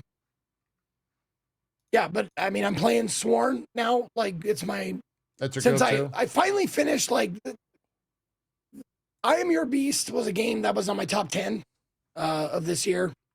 And it was a revenge story that was like a level attack game. It was like, finish these levels in this amount of time, like, killing soldiers, doing like, they give you challenges and stuff like that. But I finally S-ranked the newest and last expansion for it, which the last S-rank took me 5 fucking hours to get. It was like super hard. Damn. And because I even looked up like, because I'm the one thing I'm not really good at in games like that is pathing. Is like, okay, I know it can be done. I'm just not sure like what I'm missing as far as doing that. So I'll watch a video and see somebody, but it doesn't take away from the enjoyment of the game because you have to fucking execute, and it has like the last few levels of that had to be fucking perfect. Like 5 hours of me doing a level that takes 30 seconds or like less than a minute to do. Yeah. And you just like go. And the one time you get it perfect, I was just like, fuck yeah. Like it feels so good. And I got it. And I was just like super happy. So now I'm ready to move on to the next game, which I'm playing a little bit of Sworn, but I'm also looking at doing a run of Kingdom Come Deliverance 2 on my own time. Oh, okay. Yeah. I mean, from everything everyone's saying, that'll probably end up on some top 10 list at the end of the year. So that makes sense, Zeke. for you to check it out because you do play kind of everything that I think can be considered for those lists. I will most like. I saw people in chat asking if I was going to play it. One, I think at this point, if I started playing it, I'd fall into a worse situation that Ko's going to find himself in, which is running out of time with all the other games and being able to juggle everything. And two, I'm not super interested in that world because of the lack of like magic and all of that stuff. I can't get into like a super medieval simulator. Yeah, no, I'm fully with you. I mean, I'm interested to see how long I stick with it with no fucking dragons or goblins or magic or anything like that. That shit usually keeps me interested. But like, imagine D&D without it, and it's kind of like, man, it loses its flavor. Yeah. But at the same time, I mean, there's definitely an audience for it, right? Did we talk about the fact that they crossed over 1 million sold, I think, in the first 24 hours or something like that? So they're doing sales are doing great, doing super well, and they did active player base. 202,000 concurrents was last post I saw. Yeah, they've already made back. They made back all the money that they spent on it in the first day. Yeah, pretty awesome. Which was I think that got used as ammunition against EA because EA came out, their CEO came out and said like, oh, people don't want. It was another one of those classic EA quotes, like people don't want single player game type quotes. This one was people want live service, or they want like people want live service. That's right. Yeah. I have to everything that guy said though. I looked into it a little bit more. It can all be taken with half a grain of salt. Yes, I agree. All he was doing was trying to say that if EA would have had their way, they would have been more successful. That's the only thing he was trying to say. So it's like, whatever, dude, shut up. Yep. No one cares. Exactly. Yeah, exactly. Well, cool. Let's call it a show, and we'll see you guys in 2 weeks. You guys are both out next week. We'll have Carrie. We're still gonna be doing a show. We'll have Carrie on from Avowed, the game director. Dan S. Gaming and Gathalion will be joining us next week. I think it'll probably still be a normal show. I don't know if we'll go the full 3 hours. We'll see how much stuff there is to talk about. Might just be like a 2-hour show or a 90-minute show.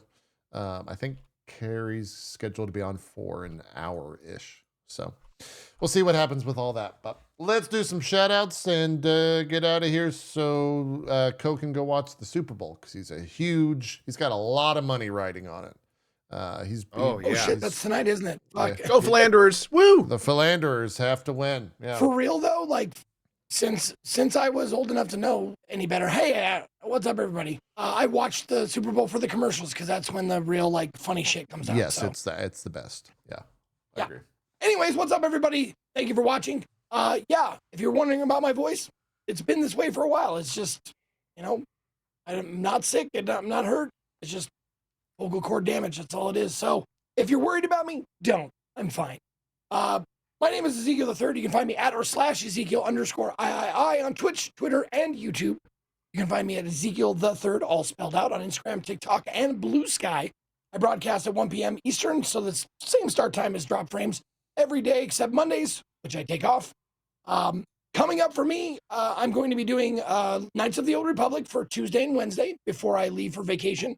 I will be back streaming on the 19th of February. We'll be playing some games, some 100-monthers, some games that I've promised to play.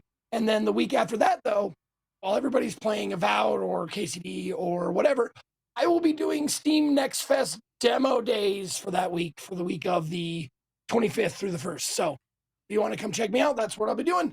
Thank you for watching. See you next time. Awesome stuff. Co, do some shout outs. What do you got going on? What's coming up? Absolutely. As always, a big special thanks to Dodger. Thank you for being on here today. And thanks to JP and Z. I'm going to be doing a whole lot of KCD2. We're going to be doing more tonight at 7. And outside of like a couple sponsored things for like Exoborn and Civ 7, I think it's going to be pretty much just KCD2 until Avowed. And then we're going to get a big day of Avowed in before my trip. And then when I get back, we're going to figure out how the hell we're going to play all these awesome games until another awesome game comes out, Monster Hunter Wilds. So we have so much to do. And I hope you join us for it. So it should be a lot of fun. Anyway, thanks for watching. And I won't see you next week, but probably the week after. Cool. Fantastic. Thank you all for joining us. We'll echo what you said about Dodger. I think, do they stream their D&D? I think they stream their D&D stuff.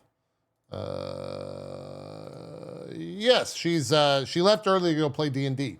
So if you want to watch Dodger D&D, it's over on Joe Fudge's channel. And then, of course, she streams where she streams, and she already did those shout-outs. So we can wrap up there. Thank you guys both. Hope you guys have a great vacation, and we'll see you in 2 weeks. Have a good one. I'm out of here. We're out of here. Bye.